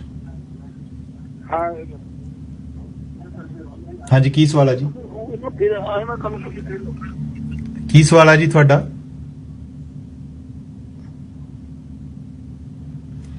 ਲੱਗਦਾ ਲਾਈਨ ਡ੍ਰੌਪ ਹੋ ਗਈ ਹੈ। ਅਗਰ ਤੁਹਾਡਾ ਕਿਸੇ ਕਿਸਮ ਦਾ ਸਵਾਲ ਹੋਵੇ ਤਾਂ ਸਕਰੀਨ ਉੱਪਰ ਚੱਲ ਰਹੇ ਨੰਬਰ ਤੇ ਤੁਸੀਂ ਫੋਨ ਕਾਲ ਕਰਕੇ ਡਾਇਰੈਕਟ ਜਿਹੜੀ ਗੱਲਬਾਤ ਕਰ ਸਕਦੇ ਹੋ। ਜੀ ਸਤਿ ਸ਼੍ਰੀ ਅਕਾਲ ਜੀ, ਕੀ ਸਵਾਲ ਹੈ ਜੀ ਤੁਹਾਡਾ? ਹੈਲੋ ਜੀ ਜੀ, ਸਤਿ ਸ਼੍ਰੀ ਅਕਾਲ ਜੀ। ਸਤਿ ਸ਼੍ਰੀ ਅਕਾਲ ਜੀ, ਕੀ ਸਵਾਲ ਹੈ ਜੀ? ਮੈਂ 10 ਵਿੱਚ ਇੰਡੀਆ ਚ ਆਪਰੇਸ਼ਨ ਕਰਵਾਇਆ ਸੀ ਜੀ, L45। ਹਾਂਜੀ ਜੀ। ਤੇ ਹੁਣ ਕਦੇ ਕਦੇ ਜਦੋਂ ਮੈਂ ਥੋੜੀ ਦੇਰ ਖੜ ਜਾਂਦਾ ਨਾ ਜੀ ਜੀ, ਹੁਣ ਤਾਂ ਮੈਂ ਕੈਨੇਡਾ ਚ ਹੀ ਆ, ਜਦੋਂ ਮੈਂ ਖੜਦਾ ਨਾ ਮੇਰੇ ਪੈਰ ਸੌ ਜਾਂਦੇ ਆ ਜੀ, ਲੱਤਾਂ ਸੌ ਜਾਂਦੇ ਜੀ ਜੀ। ਤੁਸੀਂ ਕਦੋਂ ਆਪਰੇਸ਼ਨ ਕਰਵਾਇਆ ਸੀ? ਮੈਂ 10 ਵਿੱਚ ਜੀ। 2010 ਦੇ ਵਿੱਚ ਆਪਰੇਸ਼ਨ ਕਰਾਇਆ ਸੀ। ਕਾਹਦਾ ਆਪਰੇਸ਼ਨ ਕਰਵਾਇਆ ਸੀ? ਦੂਰਬੀਨ ਦਾ ਸੀ ਆਪਣਾ ਜੀ ਆਪਣੇ। ਨਹੀਂ ਕਿਸ ਚੀਜ਼ ਦਾ ਸੀ? ਗੋਡੇ ਦਾ ਸੀ, ਬੈਕ ਦਾ, ਕਾਹਦਾ ਸੀ? ਬੈਕ ਦਾ ਤਾਂ ਆਪਣਾ L45 ਦਾ ਬਟੂਬੇ ਦਾ ਕਰਾਇਆ ਸੀ। ਠੀਕ ਹੈ ਜੀ, ਠੀਕ ਹੈ।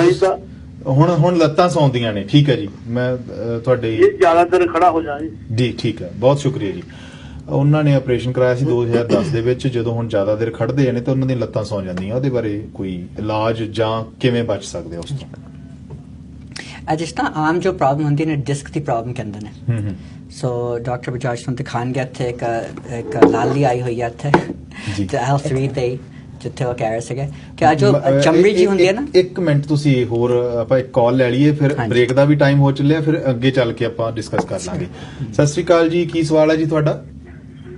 ਹਾਂਜੀ, ਆਪਣਾ ਮੰਮੀ ਨੇ ਸਵਾਲ ਕਰਨਾ ਸੀਗਾ ਜੀ। ਜੀ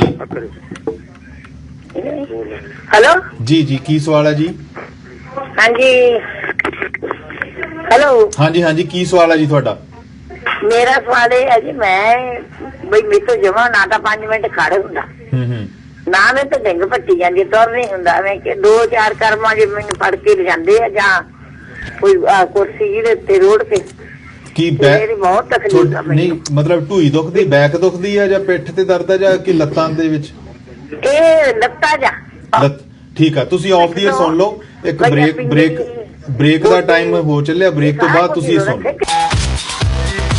ਬ੍ਰੇਕ ਤੋਂ ਬਾਅਦ ਫਿਰ ਤੋਂ ਤੁਹਾਡਾ ਸਵਾਗਤ ਹੈ ਤੇ ਤੁਸੀਂ ਦੇਖ ਰਹੇ ਹੋ ਡੇਟਲਾਈਨ ਟੋਰਾਂਟੋ। ਅੱਜ ਦਾ ਜਿਹੜਾ ਸਾਡਾ ਵਿਸ਼ਾ ਹੈ ਉਹ ਹੱਡੀਆਂ ਦੇ ਨਾਲ ਰਿਲੇਟਡ ਹੈ। ਕਿਸੇ ਦੇ ਜਿਵੇਂ ਕੋਈ ਗੋਡਾ ਦੁਖਦਾ ਹੈ, ਬੈਕ ਦੀ ਪ੍ਰੋਬਲਮ ਆ ਗਈ, ਜਾਂ ਕਈਆਂ ਦਾ ਜਿਵੇਂ ਮੋਢੇ ਦੇ ਵਿੱਚ ਦਰਦ ਹੈ, ਜਾਂ ਜਿਵੇਂ ਫੈਕਟਰੀ ਦੇ ਵਿੱਚ ਅਸੀਂ 8-8 10-10 ਘੰਟੇ ਲਾਉਣੇ ਆ, ਸਾਡੀਆਂ ਅੱਡੀਆਂ ਦੇ ਵਿੱਚ ਦਰਦ ਹੋਣਾ ਸ਼ੁਰੂ ਹੋ ਜਾਂਦਾ ਹੈ। ਉਹ ਸਾਰੀਆਂ ਜਿਹੜੀਆਂ ਬਿਮਾਰੀ ਦੇ ਰਿਲੇਟਡ ਜਿਹੜਾ ਕਾਇਰੋਪ੍ਰੈਕਟਰ ਜਿਹੜੇ ਸਾਡੇ ਸਟੂਡੀਓ ਦੇ ਵਿੱਚ ਅੱਜ ਹਾਜ਼ਰ ਹੋਏ ਆ, ਵਿਕਾਸਪੁਰੀ, ਡਾਕਟਰ ਵਿਕਾਸਪੁਰੀ ਦੇ ਨਾਲ ਡਾਕਟਰ ਜੀਨਾ ਬਜਾਜ, ਫਿਰ ਤੋਂ ਤੁਹਾਡਾ ਸਵਾਗਤ ਹੈ ਜੀ।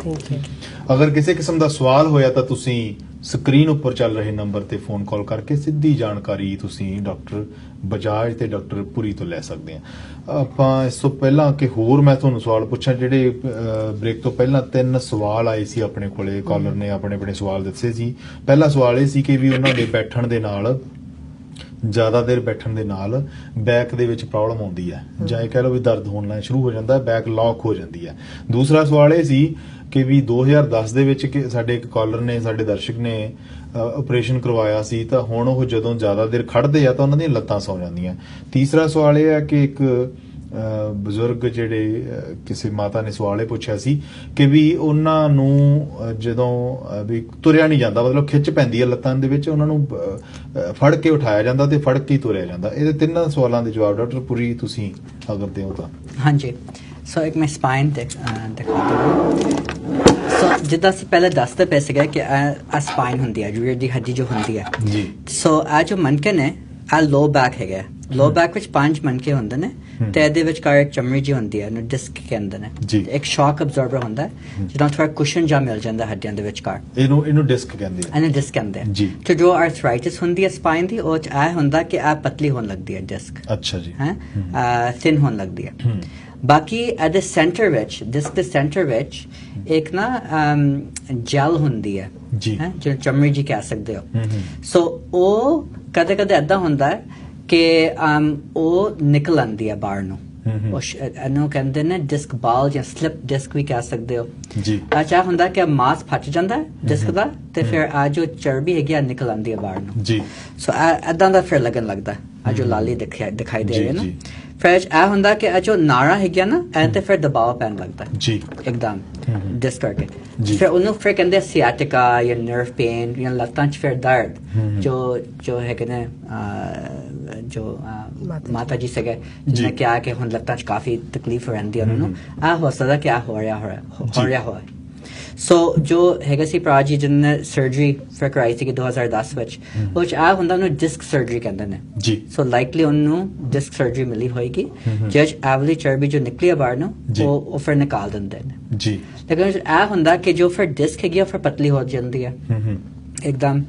ਅਗਰ ਪਤਲੀ ਹੋ ਜਾਏ ਫਿਰ ਜੋ ਨਾੜ ਵਿੱਚ ਜੋ ਸਪੇਸ ਹੈਗੀ ਨਾ ਜਿੱਥੋਂ ਨਾੜ ਨਿਕਲਦੀਆਂ, ਜੋ ਛੇਦ ਹੈਗਾ ਉਹ ਫਿਰ ਕਾਫੀ ਛੋਟਾ ਹੋ ਜਾਂਦਾ ਜੀ ਕਿਉਂਕਿ ਹੁਣ ਉਹ ਡਿਸਕ ਪੇਸ ਨਹੀਂ ਰਹੀ ਸੋ ਬਿਲਕੁਲ ਆ ਪਿਚਕ ਜਾਂਦੇ ਨੇ ਤੇ ਫਿਰ ਉਹਦੇ ਨਾਲ ਜਿਹੜਾ ਕੰਪਰੈਸ਼ਨ ਜਿਹੜਾ ਦੌਰਾ ਜਾਂ ਸਰਕੂਲੇਸ਼ਨ ਆ ਜਿਹੜੀ ਘਟ ਜਾਂਦੀ ਹੈ ਨਰਵ ਦੀ ਸਰਕੂਲੇਸ਼ਨ ਕਰਦਾ ਨਰਵ ਦਾ ਜਿਹੜਾ ਮੈਸੇਜ ਹੁੰਦਾ ਤੇ ਫਿਰ ਆਸ ਕਰਕੇ ਉਹ ਕਹਿੰਦੇ ਨੇ ਕਿ ਜੋ ਚੱਲਦੇ ਨੇ ਜੋ ਖੜਦੇ ਨੇ ਗ੍ਰੈਵਿਟੀ ਕਰਕੇ ਜ਼ਿਆਦਾ ਫਿਰ ਪਿਚਕ ਜਾਂਦੇ ਜੋ ਜਗ੍ਹਾ ਹੈਗੀ ਹੈ ਨਾੜ ਫਿਰ ਹੋਰ ਵੀ ਜ਼ਿਆਦਾ ਦਬਾਅ ਪੈ ਜਾਂਦਾ ਫਿਰ ਜ਼ਿਆਦਾ ਚੀਜ਼ ਪੈਣ ਲੱਗਦੀ ਹੈ ਜ਼ਿਆਦਾ ਪੇਨ ਹੋਣ ਲੱਗਦੀ ਹੈ ਜੀ ਜੀ ਸੋ ਆ ਕਾਰਨ ਹੈਗਾ ਉਹਦਾ ਸੇਮ ਥਿੰਗ ਬੈਠਣਾ ਅਗਰ ਬੈਠੋਗੇ ਜ਼ਿਆਦਾ ਦੇਰ ਵਾਸਤੇ ਫਿਰ ਵੀ ਉਹ ਕੰਪਰੈਸ਼ਨ ਹੋ ਜਾਂਦਾ ਹੈ ਨਾ ਤੇ ਜੋ ਹੈਗਾ ਸੀ ਮਾਤਾ ਜੀ ਜੋ ਚੱਲ ਨਹੀਂ ਸਕਦੇ ਠੀਕ ਤਰ੍ਹਾਂ ਉਹਨਾਂ ਤੇ ਵੀ ਸੇਮ ਥਿੰਗ ਸੋ ਯਾਨੀ ਕਿ ਜੋ ਉਹਦਾ ਇਲਾਜ ਹੈਗਾ ਜੀ ਇੱਕ ਤਾਂ ਹੈਗਾ ਕਿ ਠੀਕ ਹੈ ਮਨਕੇ ਦੀ ਅਲਾਈਨਮੈਂਟ ਠੀਕ ਕੀਤੀ ਜਾਏ ਨਾੜ ਤੇ ਦਬਾਅ ਕਮ ਹੋ ਜਾਏ ਲੇਕਿਨ ਜੋ ਡਿਸਕ ਦਾ ਹੈਗਾ ਪ੍ਰੋਬਲਮ ਉਹਦੇ ਵਾਸਤੇ ਇੱਕ ਸਪੈਸ਼ਲ ਟ੍ਰੀਟਮੈਂਟ ਹੁੰਦੀ ਹੈ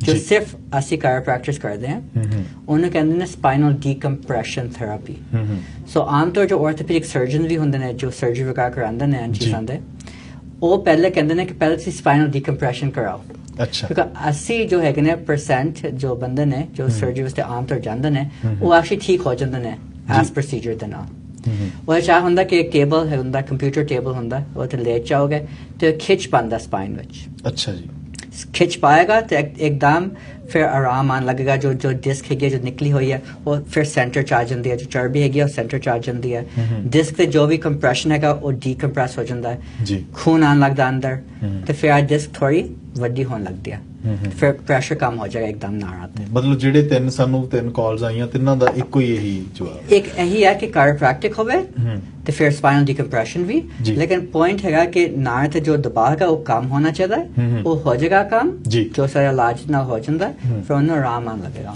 ਸੋ ਜੀਨਾ ਜੀ ਮੈਂ ਤੁਹਾਨੂੰ ਪੁੱਛ ਰਿਹਾ ਸੀ ਪ੍ਰੈਗਨੈਂਟ ਲੇਡੀਜ਼ ਦੇ ਬਾਰੇ ਵੀ ਉਹਨਾਂ ਨੂੰ ਕਾਇਰੋ ਦੀਆਂ ਜਾਂ ਮਸਾਜ ਥੈਰੇਪੀ ਦੀਆਂ ਸੇਵਾਵਾਂ ਲੈਣੀਆਂ ਚਾਹੀਦੀਆਂ ਕਿ ਨਹੀਂ ਇਹਦੇ ਬਾਰੇ ਤੁਸੀਂ ਕੀ ਕਹਿਣਾ ਚਾਹੁੰਦੇ ਹੋ ਸੋ ਤੁਸੀਂ ਪੁੱਛਿਆ ਸੀ ਕਿ ਕਦੋਂ ਕਰਨਾ ਚਾਹੀਦਾ ਕਿਸ ਟਾਈਮ ਤੋਂ ਸ਼ੁਰੂ ਕਰਨਾ ਚਾਹੀਦਾ ਹੈ ਸੋ ਬੇਸਿਕਲੀ ਕਾਇਰੋਪ੍ਰੈਕਟਿਕ ਜਿਹੜਾ ਹੈ ਉਹ ਖਾਲੀ ਬਿਮਾਰੀਆਂ ਵਾਸਤੇ ਨਹੀਂ ਹੁੰਦਾ ਜਾਂ ਜਦੋਂ ਪੇਨ ਹੋਏ ਜਾਂ ਕੋਈ ਇੰਜਰੀ ਹੋਏ ਤਾਂ ਕਾਰ ਐਕਸੀਡੈਂਟ ਹੋਏ ਉਸ ਟਾਈਮ ਵਾਸਤੇ ਓਨਲੀ ਉਸ ਟਾਈਮ ਵਾਸਤੇ ਨਹੀਂ ਹੁੰਦਾ ਇਹ ਵੈਲਨੈਸ ਵਾਸਤੇ ਵੀ ਹੁੰਦਾ ਮਤਲਬ ਜਿਹੜਾ ਤੰਦਰੁਸਤ ਵਿਅਕਤੀ ਆ ਉਹ ਵੀ ਕਰਵਾ ਸਕਦਾ ਕਿਉਂਕਿ ਜਸ ਤੁਹਾਡਾ ਸਿੰਪਟਮ ਨਹੀਂ ਹੈਗਾ ਦਾ ਮਤਲਬ ਇਹ ਨਹੀਂ ਹੈ ਕਿ ਤੁਸੀਂ ਅੰਦਰੋਂ ਹੈਲਥੀ ਹੈਗੇ ਹੋ ਕਿਉਂਕਿ ਸਾਡਾ ਬ੍ਰੇਨ ਜਿਹੜਾ ਹੈ ਕੰਪਨਸੇਸ਼ਨ ਕਰਦਾ ਹੈ ਬ੍ਰੇਨ ਆਪੇ ਕੈਲਕੂਲੇਟ ਕਰਦਾ ਹੈ ਕਿ ਪ੍ਰੋਬਲਮ ਕਿੱਥੇ ਤੇ ਇਸ ਪ੍ਰੋਬਲਮ ਨੂੰ ਅਸੀਂ ਜੇ ਛੱਡਾਂਗੇ ਇਸ ਪੋਜੀਸ਼ਨ ਵਿੱਚ ਸੋ ਇਹ ਵਧੇਗੀ ਸੋ ਅਸੀਂ ਕੀ ਕਰਨਾ ਹੈ ਬਾਡੀ ਵਿੱਚ ਕਿਹੜੇ ਚੇਂਜਸ ਲੈ ਕੇ ਆਣੇ ਤਾਂ ਕਿ ਇਸ ਚੀਜ਼ ਤੇ ਪ੍ਰੈਸ਼ਰ ਨਾ ਪਏ ਤੇ ਬੰਦੇ ਨੂੰ ਪੇਨ ਨਾ ਆਏ ਸੋ ਪੇਨ ਨਾ ਹੋਏ ਦਾ ਮਤਲਬ ਇਹ ਨਹੀਂ ਹੈ ਕਿ ਤੁਸੀਂ ਹੈਲਥੀ ਨਹੀਂ ਹੈਗੇ ਸੋ ਪ੍ਰੈਗਨੈਂਸੀ ਵਾਸਤੇ ਜਿਹੜੀ ਟ੍ਰੀਟਮੈਂਟ ਹੈ ਉਹ ਬਿਫੋਰ ਪ੍ਰੈਗਨੈਂਸੀ ਵੀ ਸ਼ੁਰੂ ਕਰ ਸਕਦਾ ਹੈ ਕਿਉਂਕਿ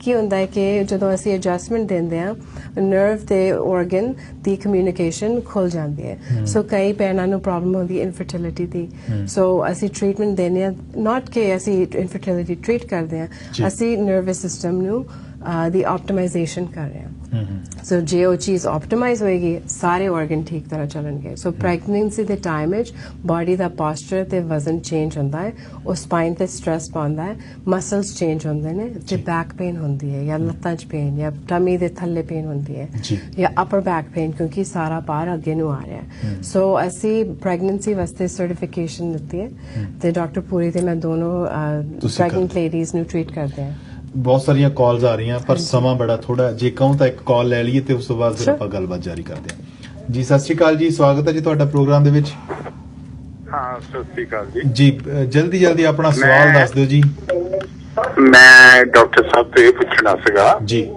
ਕਿ ਜਦ ਮੈਨੂੰ ਬਾਈ ਹੁੰਦੀ ਨਾ ਕੋਈ ਬਾਈ ਦੀ ਚੀਜ਼ ਖਾ ਲਵਾਂ ਵਾਈ ਹੁੰਦੀ ਠੀਕ ਹੈ ਪਿੱਠ ਦੇ ਪਿੱਛੇ ਜਿਹੜੀ ਚੱਪਣੀ ਜੀ ਹੁੰਦੀ ਨਾ ਜਿੱਦਾਂ ਕਹਿੰਦੇ ਆਪਣੀ ਮਣਕਾ ਪੈ ਗਈ ਜੋ ਕੁਝ ਵੀ ਹੈ ਜੀ ਹੈਲੋ ਜੀ ਸੁਣ ਰਹੇ ਆ ਤੁਸੀਂ ਆਪਣਾ ਸਵਾਲ ਬੋਲੋ ਪਿੱਠ ਮੇਰੀ ਨਾ ਦੁਖਣ ਲੱਗ ਪੈਂਦੀ ਮਤਲਬ ਔਰ ਮੈਂ ਇੰਡੀਆ ਦੇ ਵਿੱਚ ਸੀਗਾ ਮੈਂ ਇੱਥੇ ਇਸ ਟਾਈਮ ਟੋਰਾਂਟੋ ਦੇ ਵਿੱਚ ਹੀ ਹਾਂ ਇੱਥੇ ਠੀਕ ਹੈ ਜੀ ਤੇ ਜਿਸ ਟਾਈਮ ਇੰਡੀਆ ਦੇ ਵਿੱਚ ਹੁੰਦਾ ਤੇ ਉਹ ਇੱਕ ਇੰਜੈਕਸ਼ਨ 2-3 ਟੈਬਲੇਟਾਂ ਹੁੰਦੀਆਂ 20-25 ਮਿੰਟਾਂ 'ਚ ਮੈਂ ਠੀਕ ਹੋ ਜਾਂਦਾ ਜੀ ਬਹੁਤ ਸ਼ੁਕਰੀਆ ਤੁਸੀਂ ਆਫ ਦੀ ਏਅਰ ਸੁਣ ਲਓ ਉਹਨਾਂ ਦਾ ਸਵਾਲ ਇਹ ਹੈ ਕਿ ਵੀ ਉਹ ਜਦੋਂ ਕੋਈ ਇਹੋ ਜੀ ਚੀਜ਼ ਖਾ ਲੈਂਦੇ ਆ ਵਾਈ ਸਮਝਦੇ ਹੋ ਨਾ ਮਤਲਬ ਜਿਹੜੀ ਕੋਈ ਇਹੋ ਜੀ ਵਾਈਵਾਦੀ ਵਾਲੀ ਚੀਜ਼ ਖਾ ਲੈਂਦੇ ਆ ਜਿਵੇਂ ਕੋਈ ਰਾਜਮਾ ਹੋ ਗਏ ਤੇ ਉਹਦੇ ਨਾਲ ਕੀ ਆ ਕਿ ਪਿੱਠ ਦੇ ਵਿੱਚ ਦਰਦ ਹੋਣ ਲੱਗ ਪੈਂਦਾ ਇੰਡੀਆ ਦੇ ਵਿੱਚ ਤਾਂ ਕਹਿੰਦੇ ਵੀ ਟੀਕਾ ਤੇ ਗੋਲੀ ਦੇ ਕੇ ਉਹ 20 ਮਿੰਟਾਂ 'ਚ ਮੈਨੂੰ ਠੀਕ ਕਰ ਦਿੰਦੇ ਆ ਤੇ ਇੱਥੇ ਦਾ ਕੀ ਇਹਦੇ ਬਾਰੇ ਥੋੜਾ ਜਿਹਾ ਤੁਸੀਂ ਸੰਖੇਪ ਦੇ ਵਿੱਚ ਹੀ ਰੱਖਿਓ हाँ जी, नहीं ठीक है, जो भी अंग है ने सारे और इतना ताल्लुक रखते हैं ना स्पाइन ਦੇ ਨਾਲ। ਡਾਕਟਰ ਸਾਹਿਬ ਕਾਲਸ ਹਜੇ ਹੋਰ ਵੀ ਆ ਰਹੀਆਂ। हाँ जी, ਇੱਕ ਕਾਲ ਹੋਰ ਲੈ ਲਈਏ ਫਿਰ ਉਸ ਤੋਂ ਬਾਅਦ ਆਪਾਂ। हाँ ਜੀ ਸਤਿ ਸ਼੍ਰੀ ਅਕਾਲ ਜੀ, ਬਹੁਤ ਬਹੁਤ ਸਵਾਗਤ ਹੈ ਜੀ ਤੁਹਾਡਾ ਪ੍ਰੋਗਰਾਮ ਦੇ ਵਿੱਚ। ਕੀ ਸਵਾਲ ਹੈ ਜੀ? ਹਾਂਜੀ, ਮੇਰਾ ਸਵਾਲ ਹੈਗਾ ਜੀ, ਜਿਹੜੀ ਮੇਰੀ ਅਚਾਨਕ ਲੱਤ ਜਿਹੜੀ ਹੈ ਨਾ ਮੈਂ ਜਿੱਦਾਂ ਆਖਣ ਜੇ ਲੱਗੇ ਮੇਰਾ ਪੈਰ ਪੁੱਠਾ ਰੱਖਣ ਬਿੰਗਾ ਰੱਖਣ ਹੋਣ ਲੱਗ ਗਿਆ। ਜਿੱਦਾਂ ਆਖਣ ਲੱਤ ਮੈਂ ਜਿੱਦਾਂ ਕਿਸਰਾ ਕੇ ਜਿੱਦਾਂ ਕਹਿੰਦੇ ਤੁਰਦਾ ਹੈ ਨਾ ਇਦਾਂ ਤੋਂ ਲੱਗੇ। ਤੇ ਕਿਹੜੀ ਲੱਤ ਦੇ ਵਿੱਚ ਪ੍ਰੋਬਲਮ ਹੈ ਤੁਹਾਡੇ? ਸੱਜੀ ਲੱਤ ਦੇ ਵਿੱਚ ਮਤਲਬ ਤੁਹਾਡੀ ਲੱਤ ਜਿਹੜੀ ਆਕੜ ਜਾਂਦੀ ਹੈ? ਆਕੜ ਜਾਂਦੀ ਫਿਰ ਮੁੜਦੀ ਨਹੀਂ ਹੈਗੀ, ਸਿੱਧੀ ਫਿਰ ਮੈਂ ਘਸਰਾਉਂਦੀ ਹਾਂ ਜਿੱਦਾਂ ਨਾ ਤੇ ਲੈਂਪ ਕਰਕੇ ਤੁਰਦੀਆਂ ਫਿਰ। ਜੀ ਬਹੁਤ ਬਹੁਤ ਸ਼ੁਕਰੀਆ। ਸੋ ਉਹਨਾਂ ਦਾ ਸਵਾਲ ਤੁਸੀਂ ਤੁਹਾਨੂੰ ਸਮਝ ਆ ਗਿਆ ਕਿ ਵੀ ਉਹਨਾਂ ਨੂੰ ਅਚਾਨਕ ਪ੍ਰੋਬਲਮ ਆਈ ਹੈ ਕਿ ਉਹ ਉਹਨਾਂ ਦੀ ਸੱਜੀ ਲੱਤ ਦੇ ਵਿੱਚ ਜਿਵੇਂ ਅਕੜਾ ਜਿਵੇਂ ਆ ਗਿਆ, ਲੌਕ ਹੋ ਗਈ ਹੈ, ਤਾਂ ਤੁਰਦੇ ਆ ਜਦੋਂ ਉਹ ਥੋੜਾ ਜਿਹਾ ਪੈਰ ਵਿੰਗਾ ਰੱਖਿਆ ਜਾਂਦਾ ਹੈ। ਇਹਦੇ ਬਾਰੇ ਥੋੜਾ ਜਿਹਾ ਤੁਸੀਂ ਦੱਸੋ। ਹਿਪ ਦਾ ਹੀ ਹੋਏਗਾ ਸ਼ਾਇਦ। ਹਿਪ ਜਾਂ ਪੈਰ। ਸੋ ਜਿੱਦਾਂ ਕਿ ਡਾਕਟਰ ਬਜਾਜ ਨੇ ਪਹਿਲੇ ਦੱਸਿਆ ਸੀਗਾ ਕਿ ਜੋ ਹਿਪ ਹੁੰਦਾ ਨਾ ਹਿਪ ਜੁਆਇੰਟ, ਜੋ ਸੇ ਲੱਤ ਹੁੰਦੀ ਹੈ ਇੱਥੇ ਫਿਰ ਜੋੜ ਬਣਦਾ ਹਿਪ ਜੁਆਇੰਟ ਕਹਿੰਦੇ ਨੇ ਜੀ। ਸੋ ਕਦੇ ਕਦੇ ਏਦਾਂ ਹੁੰਦਾ ਕਿ ਉਹਦੀ ਅਲਾਈਨਮੈਂਟ ਸਹੀ ਨਹੀਂ ਰਹਿੰਦੀ ਤਾਂ ਫਿਰ ਵਿੰਗਾਪਨ ਆ ਜਾਂਦਾ ਉਹਦੇ ਚ ਹਿਪ ਜੁਆਇੰਟ ਵਿੱਚ। ਤੇ ਉਹਦਾ ਇਲਾਜ ਅਸੀਂ ਕਰਦੇ ਹਾਂ ਕਾਇਰੋਪ੍ਰੈਕਟਿਕਲੀ ਤਾਂ ਕਿ ਅਲਾਈਨਮੈਂਟ ਏਦਾਂ ਠੀਕ ਰਹੇ। ਇਹ ਕਾਫੀ ਆਮ ਪ੍ਰੋਬਲਮ ਹੈਗੀ ਆ ਲੋਕਾਂ ਨੂੰ ਕਿ ਚੌਂਕੜੀ ਵਗੈਰਾ ਮਾਰਨ ਦੇ ਨਾਲ ਵਗੈਰਾ ਨਾਲ ਪਾਸਚਰ ਨਾਲ।